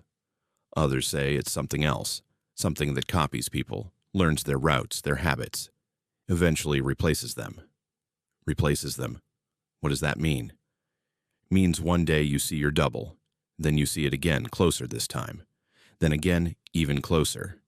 And then, she shrugged, then you disappear, and the double keeps driving your routes, living your life, and nobody notices the difference. That's insane. Yeah, but you saw it, didn't you? Saw yourself standing by that truck? I didn't answer, didn't need to. She could see the truth in my face. My advice, Aya said. Change your routes, change your truck if you can. Don't drive alone at night. And if you see it again, she paused. Don't let it get close. I took her advice seriously, called my dispatcher the next morning and requested a route change. Took a week off, claiming family emergency. When I went back to work, I insisted on different highways, different schedules, different everything. It worked. For 3 weeks, I didn't see the double. Then I made a mistake. I had to cover for another driver who'd called in sick, a last-minute run from Albuquerque to Flagstaff, my old route. I tried to refuse, but the dispatcher was desperate, and I needed the money, so I took it. It was the 3rd week of October, just past midnight, when I saw the 3rd truck. This time, it wasn't ahead of me or pulled over on the shoulder. It was behind me, matching my speed exactly, staying about 100 yards back. I could see it in my mirrors, headlights steady, never getting closer, never falling behind. I sped up. It sped up. I slowed down. It slowed down. I changed lanes. It changed lanes. For 40 miles, it followed me, perfectly synchronized, like it was tethered to my truck by invisible rope. Finally, I couldn't take it anymore. I pulled off at a rest area near Gallup, my hands shaking so badly I could barely control the wheel. The truck behind me pulled off too, parking in the spot directly across from mine, like a mirror image. I sat in my cab, doors locked, watching the other truck through my windshield. The driver's door opened, and I watched myself climb out. But this version was different from the one I'd seen before, closer to me now. The clothes were exactly what I was wearing. Same jeans, same flannel shirt, same boots. The walk was my walk. The way it adjusted its cap was my gesture. It stopped halfway between our trucks and looked directly at me. Then it raised its hand and waved. A slow, deliberate wave, like it was greeting an old friend. I sat frozen, every instinct screaming at me to start the engine and drive. But I couldn't move. Couldn't look away from this thing that had stolen my face, my truck, my life. The double tilted its head, studying me. Then it spoke. I couldn't hear it through the glass in the distance, but I could read its lips. I'm you now. 4 words, simple, declarative, terrifying. The double smiled, that same wrong smile from before, and turned back toward its truck, got in, started the engine, and drove away, heading west on I-40, following the exact route I was supposed to take. I sat in that rest area parking lot until sunrise, unable to move, unable to process what I'd just witnessed. When light finally broke over the desert, I called my dispatcher and quit, told him I was done, effective immediately. He tried to talk me out of it, offered more money, better routes, anything to keep me on, but I was finished with driving, finished with highways and dark roads, and the possibility of seeing that thing again. That was 2 years ago. I work at a warehouse now, loading trucks instead of driving them. It pays less, but I sleep better. Mostly. Because here's the thing that still keeps me up at night. Last month, I was at a truck stop getting coffee before my warehouse shift started, and I saw a driver walk in. wearing my face, my exact face, talked to the cashier in my voice, ordered coffee the way I order it, even told a joke I used to tell. The cashier laughed, clearly familiar with him. The usual route today, Tommy. The double, because that's what it was, that's what it had to be, smiled and nodded. Yeah, Albuquerque to Flagstaff, same as always. It walked right past me, close enough to touch, and for just a second, it met my eyes, and it winked, like it was letting me know, like it wanted me to understand that it had won. It had taken my route, my name, my identity, and nobody knew the difference, nobody cared, because to everyone else, it was me. The real me was just some warehouse worker with a haunted look and a story nobody would believe. Sometimes I think about going to the police, to my old company, to someone who might listen. But what would I say? That there's a copy of me driving my old routes, that something inhuman has stolen my life. They'd think I was crazy. And maybe I am. But I know what I saw. I know what's out there, driving I-40 through the New Mexico desert, wearing my face, living my life, being me better than I ever was. And the worst part, the absolute worst part, sometimes, late at night, I wonder if I'm the real one at all, if maybe I'm the double, and the thing driving that truck is the original Tommy, if maybe I was replaced so long ago that I don't even remember it happening. Because how would you know? How would you know if you were real or just a copy that thinks it's real? You wouldn't. And that's the thought that keeps me awake at night, staring at the ceiling, wondering which version of me is living the true life and which version is just existing. If you're a driver and you see yourself on the highway, your own truck, your own face behind the wheel, don't stop. Don't look too close. Don't acknowledge it. Because once it knows you've seen it, it knows you know.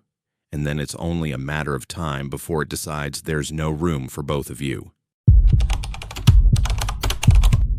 I've driven through that way station 4 times tonight, and I haven't moved an inch.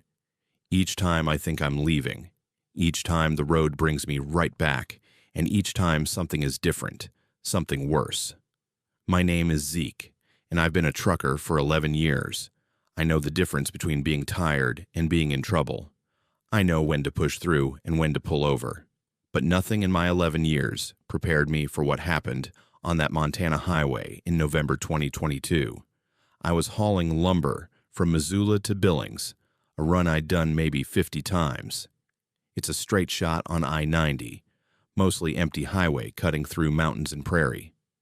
The way station sits about 60 miles east of Missoula, right where the highway starts to flatten out. I'd stopped there dozens of times before, routine check, maybe 5 minutes tops, then back on the road. That night should have been no different. I pulled into the way station around 11:47 p.m. I remember the exact time because I checked my phone, mentally calculating whether I'd make my delivery window. The place was deserted except for one attendant in the booth, a guy I'd never seen before, which was unusual. Most of the regular staff knew me by sight.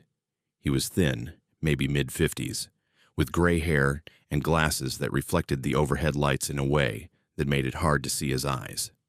He wore the standard uniform, but something about him felt off. The way he moved was too precise, too deliberate, like someone acting out the role of a way station attendant without quite understanding what the job actually entailed. "Evening," I said, handing over my paperwork through the window. He took it without speaking, his fingers lingering on the pages longer than necessary. Then he looked up at me, and I got my first clear look at his face. His expression was completely neutral, not friendly, not unfriendly, just blank, like a mask. "Your weight is acceptable," he said finally, his voice flat and mechanical. "Proceed to exit." "That's it. You didn't even check. Proceed to exit." Same tone, same inflection, like he was playing a recorded message. I took my paperwork back and drove toward the exit, unsettled but telling myself he was just a new guy having a bad night. The digital clock on my dash read 11:51 p.m. as I merged back onto I-90, heading east. I drove for what felt like 15 minutes. The highway was empty, no other vehicles in either direction. Then I saw the lights ahead, the familiar orange glow of the way station. My way station, the same one I'd just left. I slowed, confusion turning to unease. Had I gotten turned around somehow, taken a wrong exit? But there were no exits between here and where I'd just been. The highway was straight, no confusing intersections, no way to accidentally loop back. I checked my GPS. It showed me exactly where I should be, 15 miles east of the way station. But the way station was right there, a quarter mile ahead, impossible to miss. What the hell? I muttered, pulling into the entrance again. The same attendant was in the booth, same position, same posture, like he hadn't moved at all in the past 15 minutes. I pulled up to the window, my heart starting to pound. "I was just here," I said. "Like 15 minutes ago. How am I back here?" He looked at me with that same blank expression, took my paperwork, held it for too long. "Your wait is acceptable. Proceed to exit." Did you hear what I said? I already went through. I drove east, and somehow I'm back here. That doesn't make sense. Proceed to exit. His eyes, or what I could see of them behind those reflective glasses, didn't blink, didn't show any recognition that I'd spoken. It was like talking to a wall. I snatched my paperwork back and drove toward the exit again, my hands shaking now. The clock read 11:51 p.m., same time as before. That wasn't possible. I'd spent at least 15 minutes on the highway, plus several minutes talking to the attendant. Time hadn't moved. I drove east again, this time paying closer attention to everything around me. The mile markers, the landscape, any landmark that would prove I was making progress. Mile marker 127 passed, then 128, then 129. I counted them, watching carefully. But 15 minutes later, there were the lights again, the way station, waiting for me. Mile marker 126. I was going backward. This time when I pulled in, I didn't go to the window immediately. I sat in my truck staring at the attendant's booth, trying to understand what was happening. The attendant was there, in the same position, like he'd been frozen in time. When I finally approached the window, he went through the exact same motions. Same pause before taking the paperwork. Same flat voice delivering the same message. "Your wait is acceptable. Proceed to exit." "No," I said. "No, I'm not leaving until you tell me what's going on. I've been through here 3 times now. Same station, same time, same you. What the hell is happening?" For the first time, his expression changed. Just slightly. The corners of his mouth twitched upward in what might have been a smile. "This is your 4th time," he said. "Not your 3rd. "What?" "You've been through 4 times. You're forgetting one." A chill ran down my spine. That's not possible. I remember every time. "Do you?" He tilted his head. "What time is it, Zeke?" He knew my name. I hadn't told him my name. I looked at my dash clock. 11:51 p.m. "Time doesn't move here," he said, and now he was definitely smiling. "Not for you. Not anymore. You're stuck, Zeke. Stuck in the loop, and each time you come through, something changes. Something gets worse. Haven't you noticed?" "Noticed what?" "Look at your hands." I looked down at my hands gripping the steering wheel. My right hand looked normal, but my left hand, the skin was wrong. Too smooth, too pale. The fingers were slightly longer than they should be, the joints bending in ways that weren't quite natural. Like someone had tried to recreate my hand from memory and gotten the details wrong. I jerked back, staring in horror. "What did you do to me?" "I didn't do anything. The loop did. Each cycle, something changes. A small detail. An alteration. By the time most drivers realize what's happening, they're barely recognizable. Eventually, you'll be so changed that you'll fit right in here. One of us. Forever." "One of who?" He gestured toward the building behind him. Through the windows, I could see other figures moving. Maybe a dozen of them, all wearing the same uniform, all moving with that same too precise, too deliberate motion. They were all watching me. "Previous drivers," the attendant said. "Ones who got stuck like you. Some have been here for years, Decades. They don't remember who they were anymore. Don't remember anything except this station, this loop, this eternal moment at 11:51 p.m. That's insane. You're insane. Let me out of here. You can leave anytime you want. Just take the exit. But you'll always come back. You always do. And each time, you'll be a little less yourself and a little more like us. I threw the truck into gear and peeled out, tires squealing as I raced toward the exit. The clock still read 11:51. I pushed the accelerator to the floor, determined to break whatever was holding me here. 70 miles an hour, 80, 90. The mile markers flew past, 127, 128, 129, 130. I was making progress. I had to be. Then I saw the lights. No, I screamed, but it didn't matter. The truck was pulling toward the way station like it was magnetized, like the road itself was bent around that cursed place. I tried to fight it, tried to steer away, but the wheel wouldn't respond. The truck guided itself into the entrance lane. 11:51 p.m. This time, I didn't go to the window. I stayed in my truck, hands gripping the wheel, both hands wrong now, both pale and smooth and wrong. I could feel the changes spreading up my arms, subtle but undeniable. The texture of my skin, the way my muscles moved. The attendant's voice came over the loudspeaker, echoing across the empty way station. "Mr. Zeke, please approach the window for inspection." Go to hell. You're only making it worse. Each refusal, each act of resistance accelerates the process. Look at yourself. I pulled down the visor and looked in the mirror. My face was changing. The features were still mine, but softened, blurred, like a photograph left too long in the sun. My eyes were the wrong color. My jaw had shifted slightly. I was watching myself become someone else. No, no, no. I fumbled for my phone, desperate to call someone, to prove this was real, to get help. But when I unlocked it, there were no contacts. The entire phone had been wiped clean except for one app, a timer. It showed 11:51. Not moving. Frozen.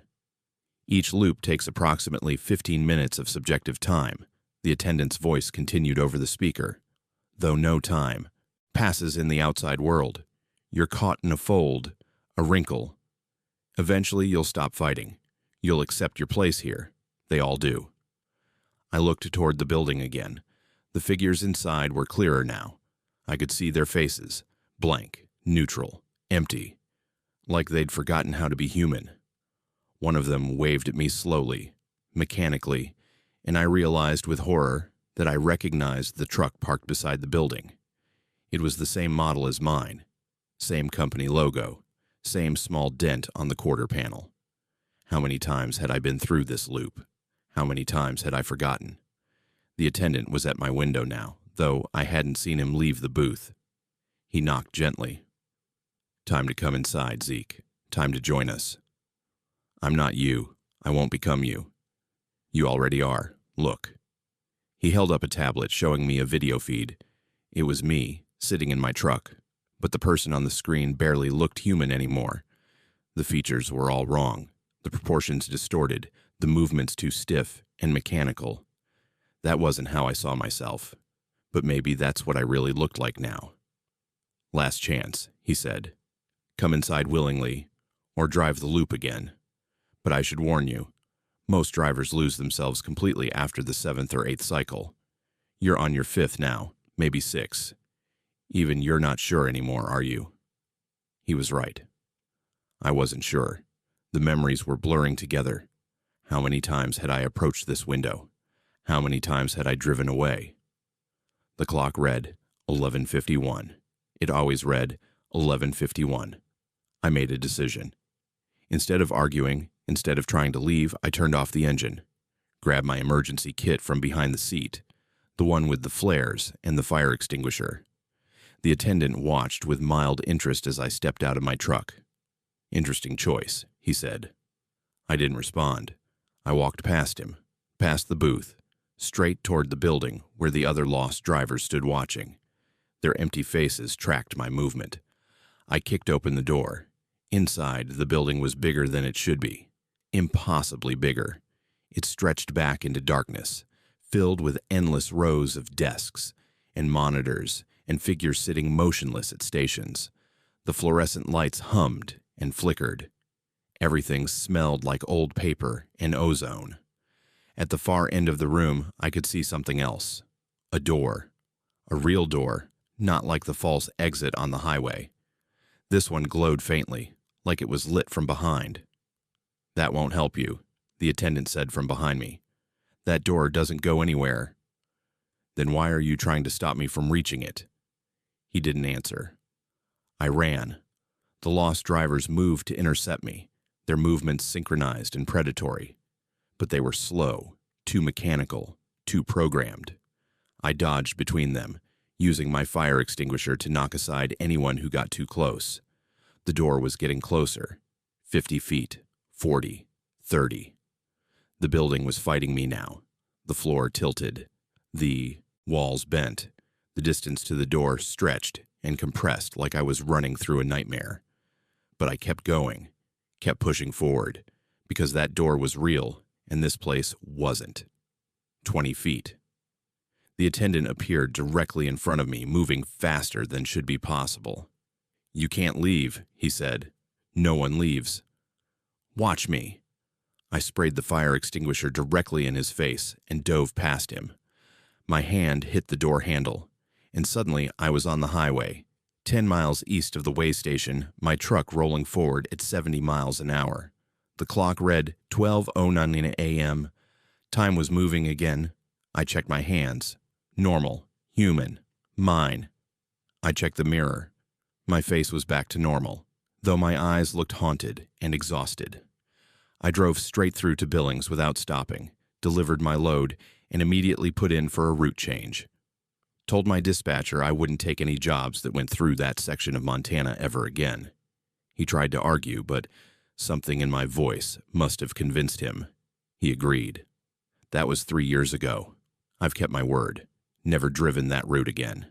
Never even driven through Montana if I can avoid it. But sometimes, late at night, when I'm on an empty highway, I see a way station in the distance. And just for a second, I wonder if it's 11:51 p.m. there. If there are drivers pulling in, expecting a routine check, not realizing they're about to get stuck in a loop they may never escape. And I wonder how many versions of me are still there, still driving that same 15-mile stretch of highway, still watching themselves change, still trying to break free from a moment that never ends. Because here's the thing I can't shake, the thing that terrifies me most. When I finally made it through that door, when I finally broke out of the loop, I didn't just escape. I felt something break, something fundamental, like I'd torn myself free from a web that was still trying to pull me back. And sometimes, when I'm driving late at night and the clock hits 11:51, I feel it again. That pull, that magnetic force trying to drag me back to that station, to that loop, to that eternal moment where time stopped, and I nearly stopped with it. I change the radio station. I roll down the windows. I do anything to remind myself that I'm real, that I'm here, that I escaped. But part of me wonders if I really did, or if I'm still there, still driving through that 5th or 6th or 7th loop, and this whole life since then is just another variation of the same nightmare. How would I know the difference? You wouldn't. That's the worst part. You'd never know. We'd been traveling together for 6 hours, talking on the CB like old friends, when I realized I was completely alone. The voices were still there, laughing and joking and warning me about road conditions ahead, but when I looked in my mirrors, there was nothing but empty highway stretching back into the darkness. My name is Yehuda, and I've been driving trucks across the Great Plains for 14 years. In all that time, I've learned one fundamental truth about this job. Loneliness is your constant companion. Miles and miles of nothing but you, your rig, and the road. Most drivers cope by staying connected, CB radio, phone calls, truck stop conversations.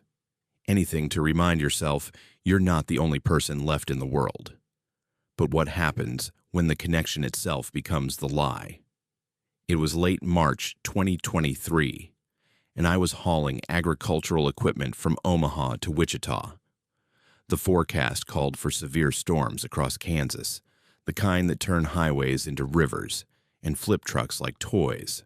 Smart drivers were pulling over, waiting it out. But I had a tight delivery window and a bonus riding on making it on time, so I decided to push through. That's when I heard Flynn on the CB. Breaker 19, this is Flynn heading south on I-35. Any drivers out here brave or stupid enough to be running through this mess? I grabbed the mic.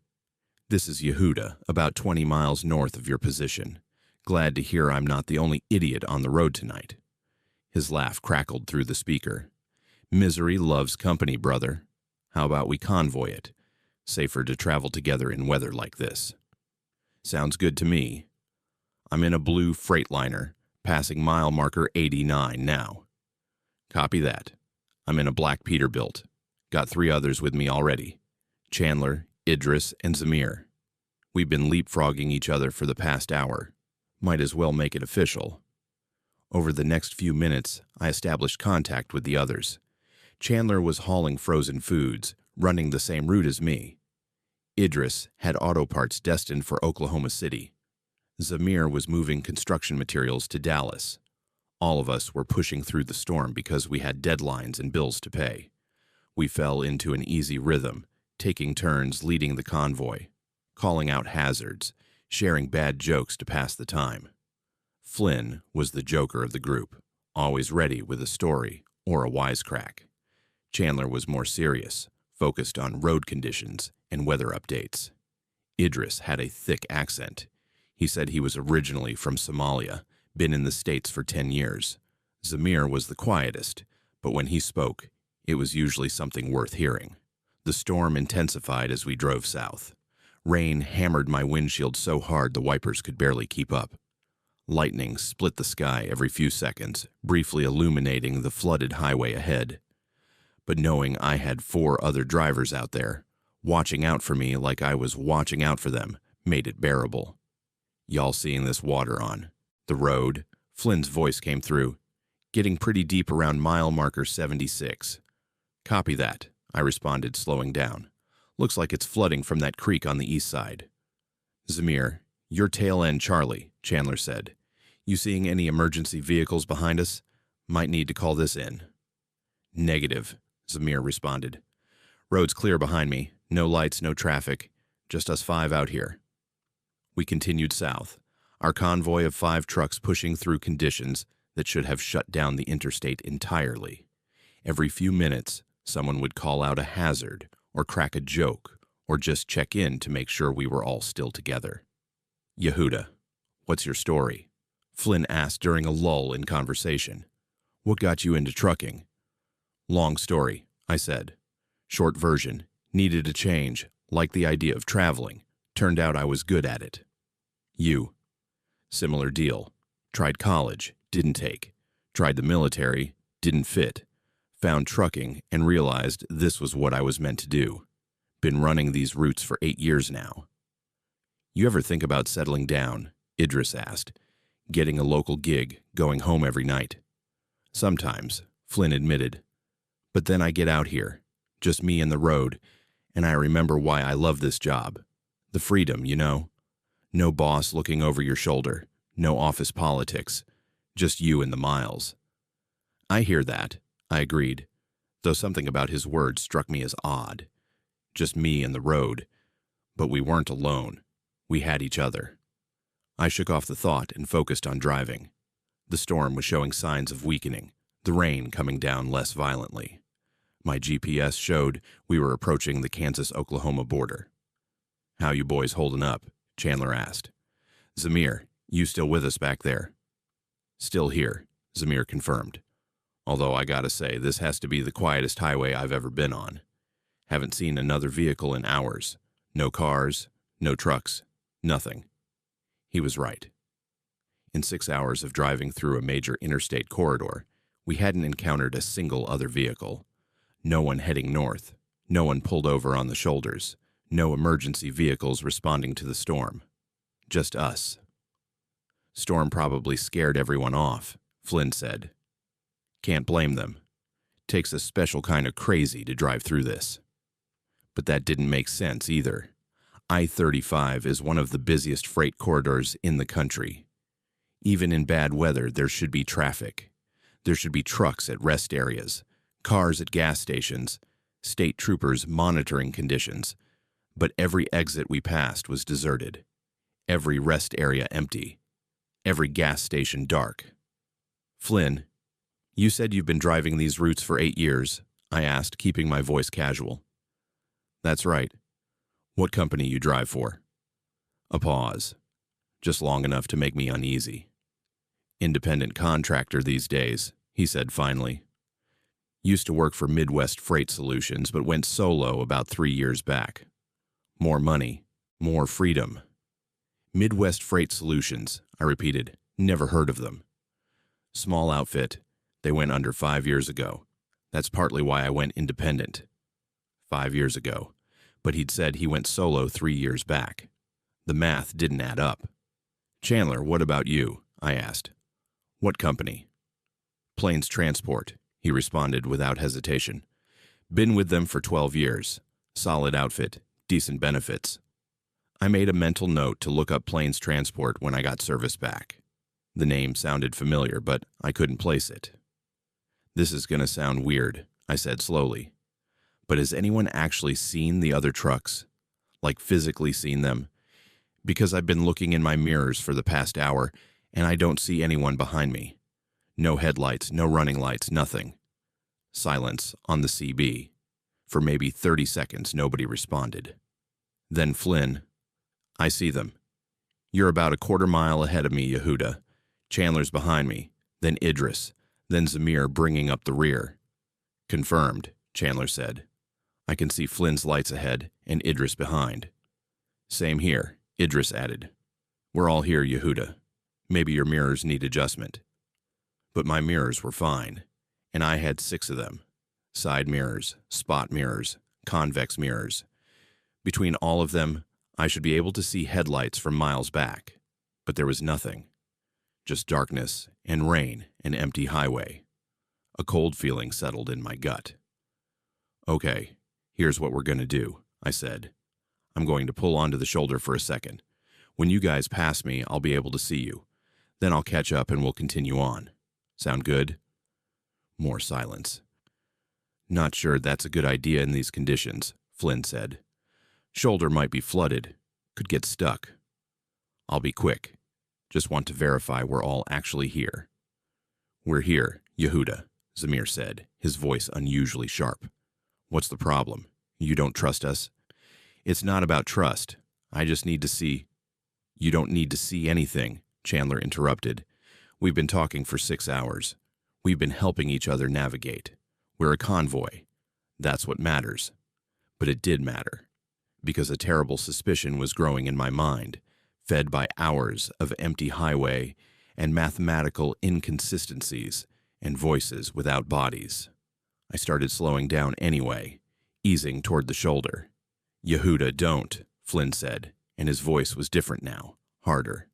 Don't pull over. Keep driving. Stay with us. Just for a minute. If you stop, you'll lose us. You'll be alone out here. Is that what you want? To be alone? The question hit me like a punch. Was that what I wanted? I'd been alone when this convoy started, miserable and scared and pushing through a storm that should have killed me.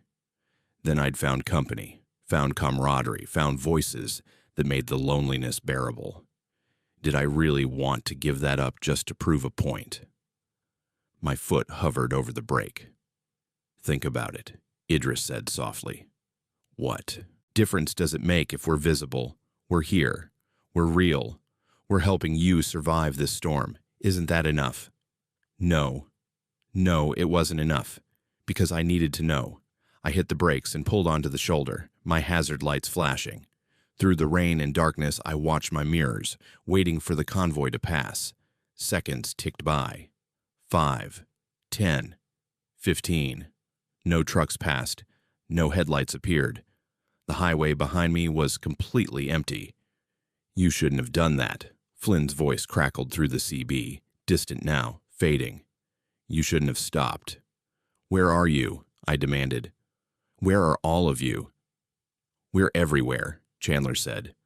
We're on every lonely highway, every empty road, wherever drivers travel alone, scared, desperate for company. That's where we are. You're not real, I whispered. We're as real as you need us to be, Zamir responded. We're the voices that keep you sane during those long night drives, the company that makes the loneliness bearable, the convoy that gets you through the storm. But you're not actually here. You're not actually trucks on the highway. Does it matter? Flynn asked. For 6 hours, you weren't alone. For 6 hours, you had friends watching your back, keeping you safe, making you laugh. You made it through a storm that should have killed you because you thought you had company, because you thought someone cared whether you lived or died. The CB went silent except for static. I sat there on the shoulder, rain pounding my truck, trying to process what had just happened. I pulled out my phone, still no service, grabbed my laptop and fired it up, using my offline database to search for the companies they'd mentioned. Midwest Freight Solutions, dissolved in 2018, 5 years ago, after the owner and 3 drivers died in a multi-vehicle accident on I-35 near mile marker 76. Same stretch of highway we just passed. Plains Transport went bankrupt in 2016 following the deaths of 12 drivers over a 2-year period. Most of the accidents occurred on I-35 in bad weather. I searched for the other companies Idris and Zamir might work for, but realized they'd never mentioned company names. Only Flynn and Chandler had, only the dead ones. I don't know how long I sat there, shaking, staring at my laptop screen. Eventually, I put the truck back in gear and continued south. The storm had passed. The highway was clear. Somewhere along the way, morning had broken, though I didn't remember the night ending. When I reached cell service, I had 17 missed calls from my dispatcher. Apparently, I'd gone radio silent for 8 hours. They'd been trying to reach me, worried I'd gone off the road in the storm. 8 hours, not 6. I'd lost time somewhere. I made my delivery 3 hours late, collected my pay, and drove straight home. Filed for a leave of absence, claiming family emergency. My dispatcher approved it without question. Probably figured I needed a break after that storm. That was 2 years ago. I'm back to driving now, but I've made changes. I only take daytime routes. I never drive alone through bad weather. And I never, ever respond to CB calls from convoys that want me to join them. Because here's what I learned that night on I-35. Loneliness is dangerous. It makes you vulnerable. It makes you desperate for connection, even when that connection doesn't make sense. Even when every rational part of your brain is screaming that something's wrong. And there are things out there that know this. Things that feed on loneliness. That offer companionship to isolated drivers pushing through storms they should never have entered. Things that sound like friends and feel like safety, but are neither. I still hear them sometimes on the CB, voices calling out, looking for convoy partners, offering to help each other through the night. And I hear other drivers responding, grateful to not be alone, ready to trust these friendly voices that promise to watch their backs. I want to warn them, want to tell them it's a trap, that the convoy isn't real, that they're being led somewhere they shouldn't go. But I never do, because maybe they need the company. Maybe the lie is better than the truth. Maybe being alone on that highway, knowing you're completely isolated, is worse than traveling with ghosts. I don't know anymore. All I know is that I survived because I stopped, because I pulled over and broke the illusion and chose reality over comfort. But not everyone makes that choice, and not everyone survives it. So if you're a driver and you hear friendly voices on the CB inviting you to join their convoy, ask yourself, have you actually seen them? Have you passed them on the highway? Do they cast shadows, leave tire tracks, consume fuel? Or are they just voices in the dark, offering comfort to the lonely, leading them deeper into the storm? The waitress refilled my coffee for the 10th time, and that's when I noticed nobody had moved. Same people in the same booths, same positions, same frozen expressions, like someone had paused the entire world except for me and this smiling woman with the coffee pot.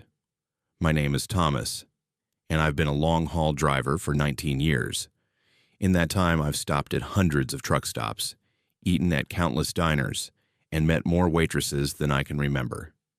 You learn to appreciate these places, islands of warmth and food and human contact scattered across the endless miles. They're where drivers go to feel normal again, even if just for 30 minutes. But there's nothing normal about the diner at the Crossroads truck stop off Highway 10 in Louisiana. And if you ever find yourself pulling in there around 3 a.m., my advice is simple. Keep driving. Don't stop. Don't go inside. 'Cause once you do, you might never leave. It was late April 2023, and I was hauling furniture from Houston to Atlanta. The route took me through Louisiana on some of the most isolated stretches of highway in the South. Long, straight roads cutting through swampland and pine forest, with nothing but darkness pressing in from all sides. I'd been driving for 11 hours straight, pushing the limit of my logbook when I saw the lights. The Crossroads truck stop, appearing like an oasis in the darkness. The sign advertised 24-hour service, hot food, and diesel. Everything a weary driver could want. The parking lot was maybe half full, a dozen trucks scattered across the spaces, which seemed about right for this time of night. I pulled in, parked, and headed for the diner attached to the main building. A bell chimed as I pushed through the door, and I was hit immediately by the smell of coffee and fried food and that peculiar mix of diesel and air freshener that defines every truck stop diner in America. It felt like home. The place was busy. Maybe 15 other drivers scattered across the booths and tables, all in various stages of eating or drinking coffee. A few looked up as I entered, gave the standard trucker nod of acknowledgement, then went back to their meals. I chose a booth near the window where I could keep an eye on my truck. A waitress appeared almost immediately. Young woman, maybe late 20s, with a name tag that read Sienna. She had a bright smile and an almost manic energy that suggested either too much caffeine or natural enthusiasm. "Welcome to Crossroads," she said, her voice too cheerful for 3 a.m. "First time here?" "Yeah, first time. You got a menu?"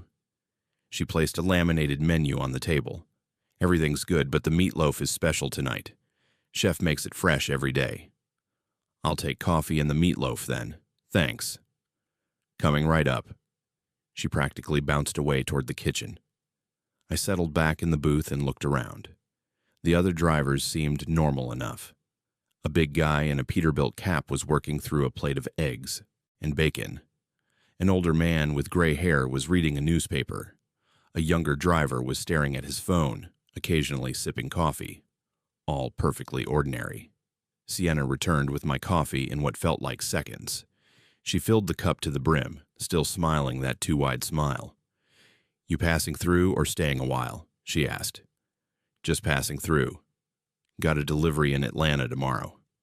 "That's too bad. Most folks who come here tend to stay longer than they planned." She said it cheerfully, like it was a point of pride. "The food's that good." She walked away before I could respond. I doctored my coffee with cream and sugar and checked my phone. No service. Not unusual out here in the swamps. I'd have to use the Wi-Fi if they had it. The meatloaf arrived quickly. Too quickly, actually.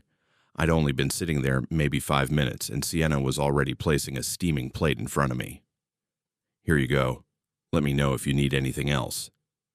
I started eating. The food was good. Really good. Better than it had any right to be in a random truck stop diner in the middle of nowhere. I worked through the meatloaf and mashed potatoes, occasionally glancing out the window at my truck or around the diner at the other customers. That's when I started to notice things. The big guy with the Peterbilt cap was still eating his eggs. Same forkful, same motion, like he'd been frozen mid-bite and was just now continuing. The older man hadn't turned the page of his newspaper. The young driver's phone screen showed the same image it had 15 minutes ago. I looked at my watch. 3:17 a.m. Looked back at the other customers. None of them had moved to different positions. They were still eating, still reading, still staring at phones. But nobody had actually progressed. Nobody had finished a meal, paid a check, or gotten up to leave. Sienna appeared at my shoulder, making me jump. "How is everything?" Still that bright, manic smile. "It's fine," I said slowly. "Can I ask you something? How long have these other folks been here?" "Oh, they're regulars. They love it here.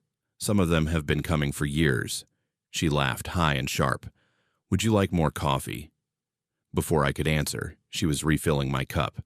I realized it was still full. I'd barely touched it, but she filled it anyway, the hot liquid overflowing onto the table.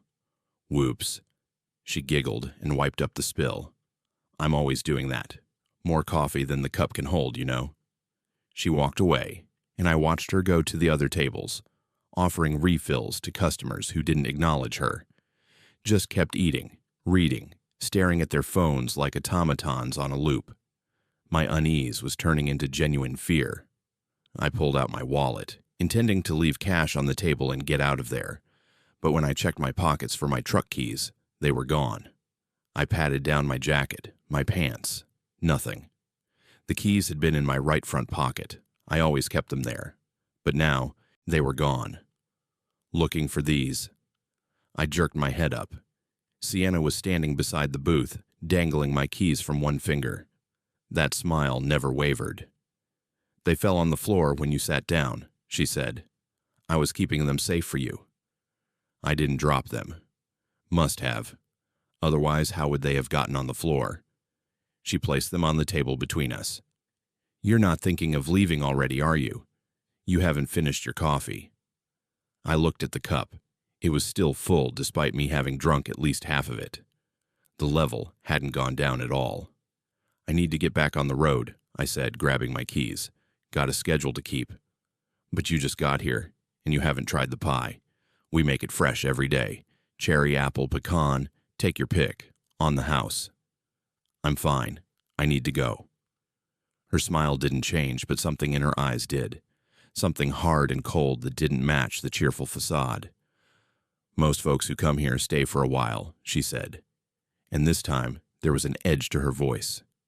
"They find it comfortable. Easy. They don't have to worry about schedules or deliveries or anything else out there on the road. Here, everything is taken care of. Free refills, free food, no pressure, no stress." I looked again at the other customers. The big guy was still eating those same eggs. The old man still reading that same page. The young driver still staring at that same screen. They weren't customers. They were trapped. "How long have they been here?" I asked quietly. "Really?" Sienna cocked her head, considering. "Hard to say. Time moves differently here. That gentleman with the newspaper, he came in during the Reagan administration, I think, though he doesn't remember that anymore. None of them remember much before they sat down. Just the comfort of being here, of not having to leave, of everything being provided. And if I try to leave, oh, you can leave anytime you want." She smiled wider. "Just finish your coffee first. It would be rude not to. We take pride in our service here." I looked at the cup, still full, still steaming like it had just been poured, even though it had been sitting there for 20 minutes. "What happens if I drink it?" "You'll feel wonderful, relaxed, content. All that stress from the road will just melt away. And then you'll want to stay. Just for a little while. Just until you feel rested. And then a little while longer. And then, well, then you'll be like them." She gestured at the other diners. Happy. Taken care of. Never having to worry about anything again. I stood up slowly, keys clenched in my fist. "I'm leaving. Now. Sir, you haven't paid your bill. Bill me. I can't let you leave without paying. House rules." Her smile was gone now. Her face was blank, neutral, like a mask slipping. The other diners were looking at me now, all of them. Turning in unison, their movements synchronized and wrong. Their faces were empty, their eyes glassy and dead. Sit down. Sir, Sienna said, and her voice was different now, mechanical. Finish your coffee, pay your bill, stay. No. I ran for the door. The diners moved to intercept me, but they were slow, their movements stiff and awkward, like they'd forgotten how bodies were supposed to work. I dodged between tables, knocking over chairs, my heart hammering. My hand hit the door handle, and it wouldn't turn. Locked. You can't leave. Sienna's voice came from behind me, calm and patient. Not until you've paid what you owe.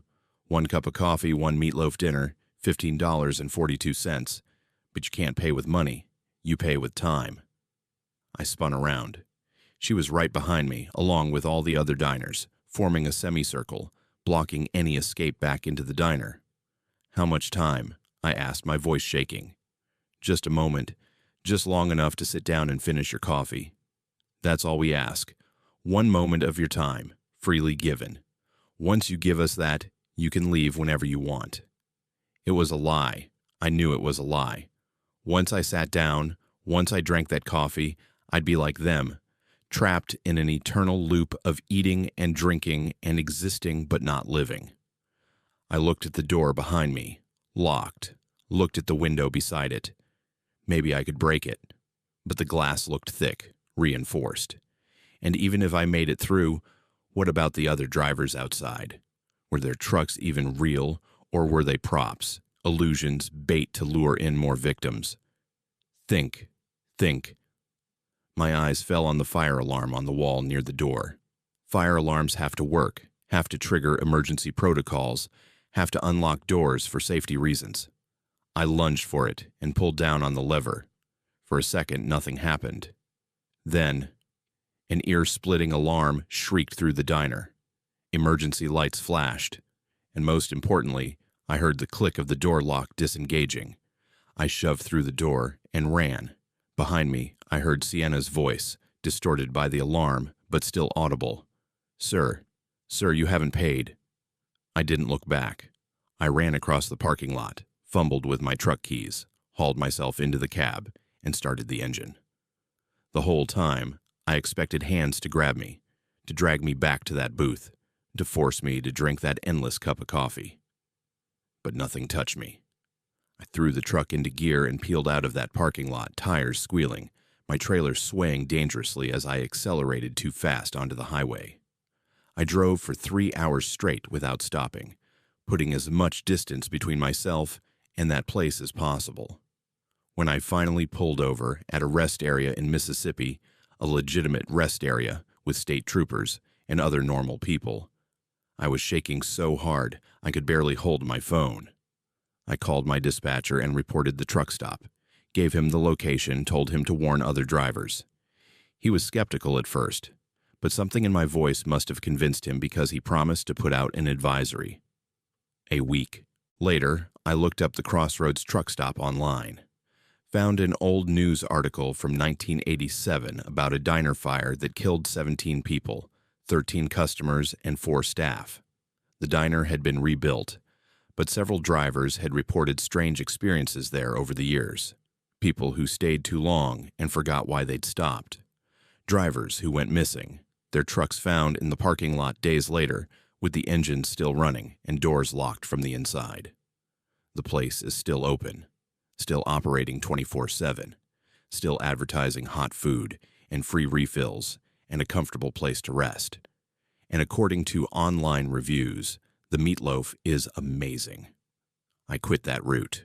Won't drive through Louisiana anymore if I can avoid it. And I'm extremely careful about where I stop for food now. I check reviews obsessively, look for recent posts, make sure other drivers have been there recently and left successfully. Because here's what terrifies me most. How many of those truck stop diners scattered across America are like that one? How many have waitresses with too bright smiles and coffee that never empties, and customers who never leave? How many drivers have sat down for a quick meal and never stood up again, trapped in an eternal moment of eating and drinking and pretending everything is fine? I don't know, and I don't want to find out. So I'm careful now, vigilant, and if I ever walk into a diner and notice the customers aren't moving, aren't progressing, aren't living. I'm walking right back out, before someone offers me coffee, before I sit down, before I become one of them. My grandfather told me if you see the black dog running beside your truck, you're marked for death. I laughed when he first said it, dismissed it as superstition, folklore, the kind of stories old men tell to scare young drivers. But I'm not laughing anymore. My name is Ambrose, and I've been running freight through the Mississippi Delta for 16 years. This is cotton country, blues country, a place where the past hangs heavy in the humid air and the old ways die hard. My grandfather drove these same roads for 40 years before he retired, and before him, my great-grandfather hauled cotton on mule-drawn wagons. Driving is in my blood, threaded through generations like the Delta itself is threaded through with rivers and bayous. The story of the black dog is old here, older than my family's time on the road. According to the legend, it's a massive hound, bigger than any natural dog, with eyes that glow like coals and a hide so dark it seems to absorb light. It appears to drivers at night, running alongside their vehicles at impossible speeds, never tiring, never falling behind.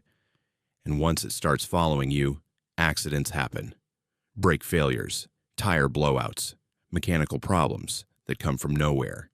Each incident gets worse, gets closer, until eventually, well, until you don't make it home. My grandfather claimed he saw it once back in 1976. He was hauling grain from Clarksdale to Greenville when a dog appeared in his mirrors, running parallel to his truck at 60 miles an hour. He said it kept pace for 15 miles before vanishing into thin air.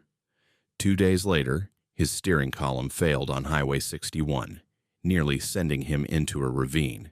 He survived, but he always said it was only because he'd seen the dog early enough to change his route, to break its pattern, before it could finish what it started. I'd heard the story 100 times growing up, never believed it. Never thought about it except as family folklore, the kind of tale that gets passed down but never proven. Then I saw the dog myself. It was mid-September 2022, and I was hauling construction equipment from Memphis to Jackson. The run took me down Highway 61 through the heart of the Delta, past cotton fields that stretched to the horizon, past weathered churches and juke joints, past towns that time had forgotten. It was around 11 p.m. when I first noticed it. A shape in my passenger side mirror, large, four-legged, running at the same speed as my truck. I was doing about 70, and whatever this thing was, it matched me effortlessly. I leaned forward, squinting at the mirror. The shape was too big to be a coyote, too fast to be a stray dog, and it was running not on the shoulder, but somehow parallel to my truck, maybe 20 feet out through the cotton fields themselves. I slowed down to 60. The shape slowed down. I accelerated to 75. The shape accelerated. My hands tightened on the wheel. This wasn't possible. No dog could run that fast for that long. But there it was, keeping perfect pace, its form dark against the darker fields. I told myself it was a trick of the light, a shadow cast by my truck maybe, or exhaustion playing games with my eyes. I'd been driving for 9 hours straight, and fatigue can make you see things. But when I looked again, it was closer, maybe 15 feet from the truck now, and I could see more details. The massive head, the powerful shoulders, the rhythmic motion of its legs eating up ground with impossible stride. I grabbed my phone to take a picture, but the moment I raised it, the shape vanished. Just gone, like it had never been there. I drove the rest of the way to Jackson in uneasy silence, checking my mirrors every few seconds, half expecting to see it again. But the highway stayed empty, and I made my delivery without incident. The next day, I called my grandfather. "Pops, you remember that story you used to tell about the black dog?" A long pause on the other end of the line. "You saw it." It wasn't a question. "I don't know what I saw. Something was running beside my truck last night on 61. Big dog, maybe, moving too fast." "Where exactly?" "Between Clarksdale and Greenville, same stretch you..." Same stretch I saw it, he finished. Ambrose, listen to me. You need to be careful. Check your truck every day. Every single day. Tires, brakes, steering, everything. Don't trust anything.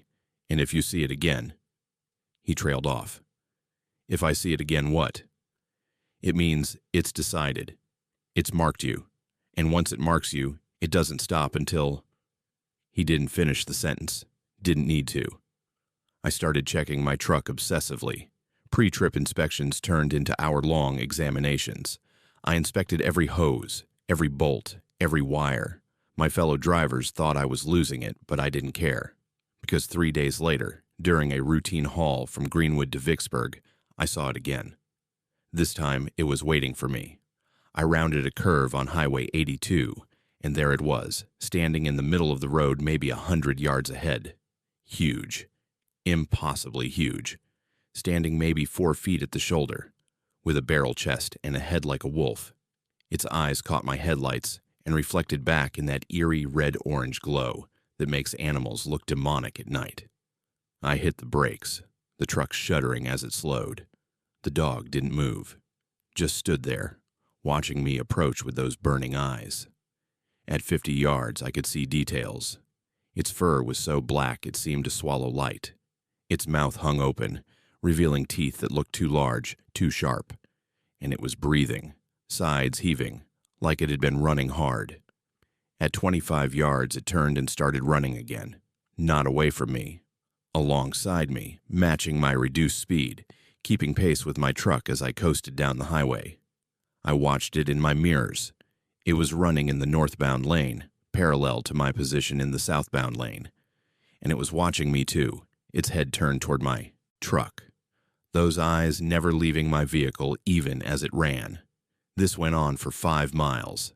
5 miles of that thing running beside me, never tiring, never falling behind. Then, as suddenly as it appeared, it veered off the road and vanished into a cotton field. That's when my check engine light came on. I pulled over immediately, killed the engine, and grabbed my flashlight. Popped the hood. Everything looked fine. No loose hoses, no obvious leaks, nothing wrong that I could see. But the light stayed on. I called a tow truck and had the rig hauled to the nearest mechanic, a small garage in Indianola. The mechanic, an older black man named Franco, put it on the lift and spent an hour checking everything. Your transmission linkage was loose, he said finally, wiping his hands on a rag. Not completely disconnected, but close. Another 50 miles, and it would have failed completely. You'd have lost all ability to shift gears. On a highway. At speed. He shook his head. Would have been bad. How does a linkage just come loose? It doesn't. Not on its own. This had to have been loosening over time, or... He hesitated. Or something helped it along. What do you mean? Franco studied me for a moment. You been having any strange experiences lately? Seeing anything unusual on the road? My blood ran cold. Why would you ask that? Because I've seen this before. Driver comes in, says his truck's having problems, but can't explain exactly what. Then I find something that shouldn't be wrong. Something that was fine yesterday. Something that doesn't just break on its own. And when I ask if they've seen anything weird, they get that look. That same look you got right now. The black dog, I whispered. Franco nodded slowly. You see it. Accidents start happening. Small ones at first. Warning shots. But they get worse. Each time it appears, something else goes wrong. And the problems escalate until... He made a gesture with his hand, a motion that suggested finality. How do I stop it? Can't stop it. Can only try to outlast it. Some drivers change routes, stay off the roads where it appears. Some quit driving altogether. Some... He paused. Some don't make it. I had Franco check every system on my truck twice. He found 2 more problems. A worn brake line that wasn't quite critical yet but would be soon, and a loose lug nut on my front driver's side wheel. Both things that could have caused accidents if left unaddressed. You're lucky, Franco said. You caught these early. But the dog's not done with you. Keep checking your truck, every day, every stop, and watch for it. When it gets close to your truck, I mean really close, close enough to touch, that's when the final accident happens. I drove back to Memphis that night, taking back roads and avoiding Highway 61 entirely. Checked into a motel and spent the evening researching the Black Dog legend online. The stories went back centuries. Reports from wagon drivers, then early automobile drivers, then truckers. Always the same pattern.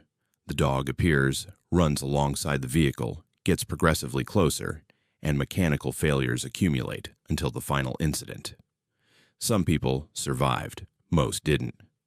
But there was one common thread in the survival stories. Those who made it through all described making a choice to acknowledge the dog, to stop running from it, to confront it directly. Not physically, you couldn't fight it, but by refusing to let it control your fear. I didn't know what that meant exactly, but I knew running wasn't working. 3 nights later, I was hauling steel beams from Jackson back to Memphis. Same route, same highway. And there it was, waiting at the mile marker where I'd first seen it. This time, I didn't slow down. I didn't change course. I drove straight toward it at 70 miles an hour. The dog stepped aside at the last second and began running alongside my truck. Closer this time, maybe 10 feet away. I could see individual muscles moving under its hide, could see the way its paws seemed to barely touch the ground. "I see you," I said out loud, my voice steady despite the fear coursing through me. "I know what you are, and I'm not afraid." That was a lie. I was terrified, but I kept talking anyway.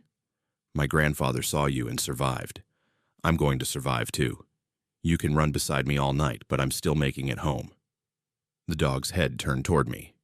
Those eyes met mine through the window, and for just a second, I could have sworn it smiled. Then it accelerated, pulling ahead of my truck, running faster than anything with 4 legs should be able to run. Within seconds, it was just a dark shape in the distance. Then it was gone. My truck systems all stayed green. No warning lights, no mechanical failures. I made it to Memphis without incident. But here's the thing I haven't told anyone until now. The next morning, when I did my pre-trip inspection, I found paw prints on the hood of my truck. Massive prints, each one the size of my hand, burned into the metal like they'd been seared there with a brand. They're still there. I've tried to remove them, tried to paint over them, but they always show through. A permanent reminder that the black dog marked me, tested me, and, for whatever reason, let me go. I still drive through the Delta, still run those same routes, and I still see the dog sometimes, standing in fields or on the roadside, watching as I pass. But it doesn't run beside me anymore. Doesn't follow. Just watches, like it's waiting to see if I'll break, if I'll run, if I'll give it a reason to start the hunt again. And I won't. I can't. Because in the Delta, the old ways still hold power. The dead don't stay buried, and legends walk alongside the living. My grandfather knew this. My great-grandfather knew this. Now I know it too. If you drive through Mississippi at night and see a massive black dog running beside your truck, don't panic. Don't run. Acknowledge it. Speak to it. Let it know you. See it, and you're not afraid. Because fear is what it feeds on. Fear is what gives it power. And if you refuse to be afraid, if you face it head on and keep driving, it might just let you live. But those paw prints on my hood, they're my reminder that some things can't be explained, can't be rationalized, can't be dismissed as superstition. Some things are real, even when they shouldn't be, especially when they shouldn't be. The GPS said the address existed, but when I got there, nothing did. Not just an empty lot or a demolished building. I mean nothing. Like the address occupied a space that reality had forgotten to fill in. My name is Azrael, and I've been driving trucks for 26 years. In all that time, I thought I'd seen every kind of delivery scenario. Wrong addresses, moved businesses, GPS glitches that send you to the middle of nowhere.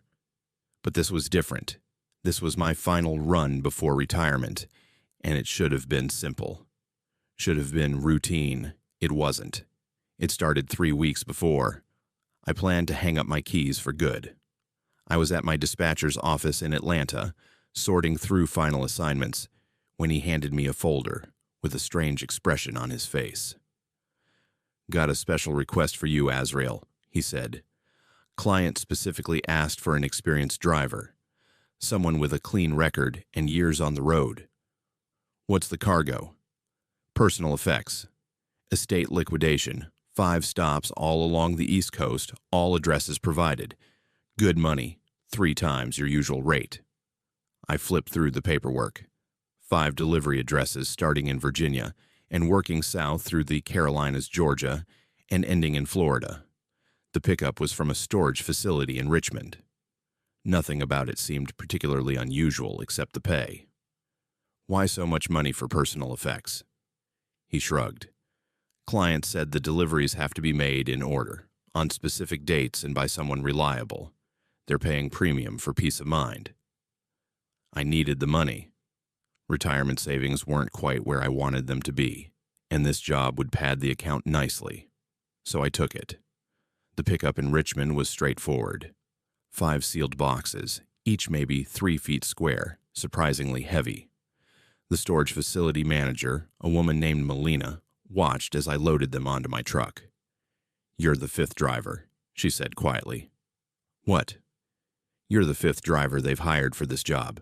The other 4, they didn't complete the deliveries." "Why not?" She shook her head. "I don't ask questions. I just work here. But be careful with those boxes. And whatever you do, don't open them." I'd heard variations of that warning before. Clients often wanted their cargo kept sealed, either for security or privacy. I secured the boxes, signed the paperwork, and headed for my first delivery in Fredericksburg. The first address was a house on a quiet residential street. Nice place, well maintained, with a for sale sign in the yard. I rang the doorbell. No answer. Tried calling the contact number from my paperwork. Disconnected. I was about to call my dispatcher when an elderly neighbor came over. "If you're looking for the Hendersons, they moved out 6 months ago," she said.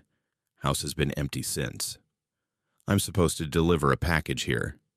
Might try leaving it with the realtor. There's a number on the sign." But when I called the realtor, they had no record of any package deliveries scheduled.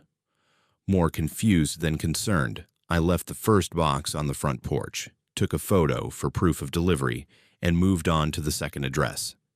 This one was in Raleigh, an apartment building that looked normal from the outside. But when I checked the directory, the apartment number from my paperwork didn't exist. The building went from 7C to 7E with no 7D in between. "Impossible," I muttered, checking the paperwork again. But there it was, 7D. I asked the building manager. He looked at me like I was crazy. "There is no 7D. Never has been. Building was constructed with that number skipped. Superstition thing. The developer thought D looked like death." But I could see it. Right there on the 7th floor, between 7C and 7E, there was a door marked 7D. I could see it clearly. The manager was standing next to me, insisting it didn't exist, but I was looking right at it. "You can't see that door?" I asked, pointing. He followed my finger. "There's no door there, just wall." A cold feeling settled in my stomach. I walked to the door, or what I thought was a door, and reached out to touch it. My hand passed through empty air, but I could see my fingers touching a wooden door, see the doorknob, see the apartment number. I left the second box in front of the door that apparently only I could see. The third delivery in Charleston was worse. The address led me to a cemetery. Not near a cemetery, to one, specifically to a plot with a headstone dated 1847. According to my paperwork, I was supposed to deliver to 174 Magnolia Lane, but Magnolia Lane had been absorbed into the cemetery expansion decades ago. The groundskeeper confirmed it. That street doesn't exist anymore. Cemetery bought the land in 1920.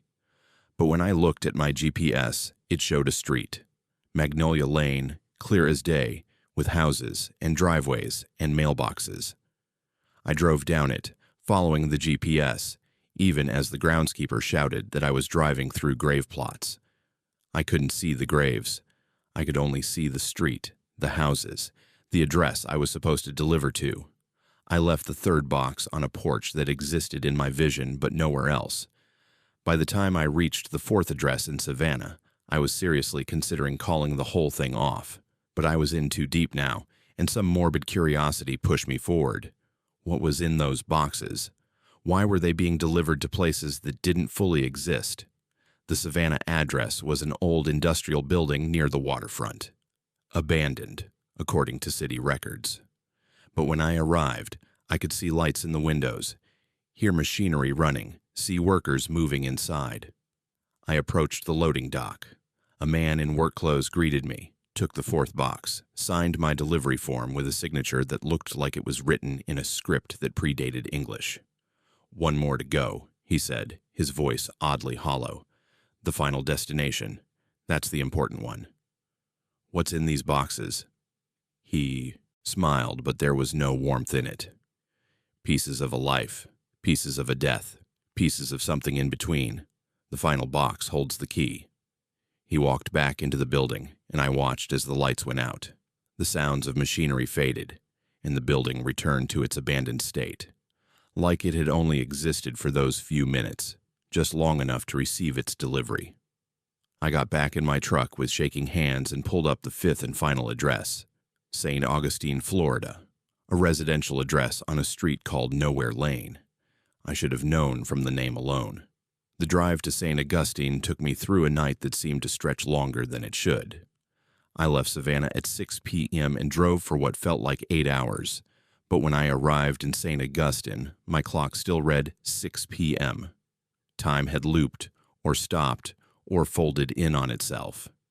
Nowhere Lane wasn't on any map except my delivery paperwork, but my truck seemed to know where to go, pulling me through streets that felt increasingly wrong, increasingly empty, until I found myself on a dirt road that shouldn't exist in the middle of a modern city. The address was a house at the end of the lane, a small, ordinary-looking house that somehow seemed to exist at an angle to reality, like I was looking at it through a pane of glass that bent everything slightly wrong. I grabbed the fifth box, heavier than the others, pulsing with a warmth that didn't come from any natural source, and approached the door. It opened before I could knock. The person standing there looked familiar. Took me a moment to place them, but then I realized it was me, an older version of me, maybe 10 or 15 years ahead, with more gray hair and deeper lines around the eyes. "You're early," the older me said. "I wasn't expecting you for another 9 years." "What is this?" I demanded. "What's going on?" "This is the final delivery," he said, "the one everyone makes eventually.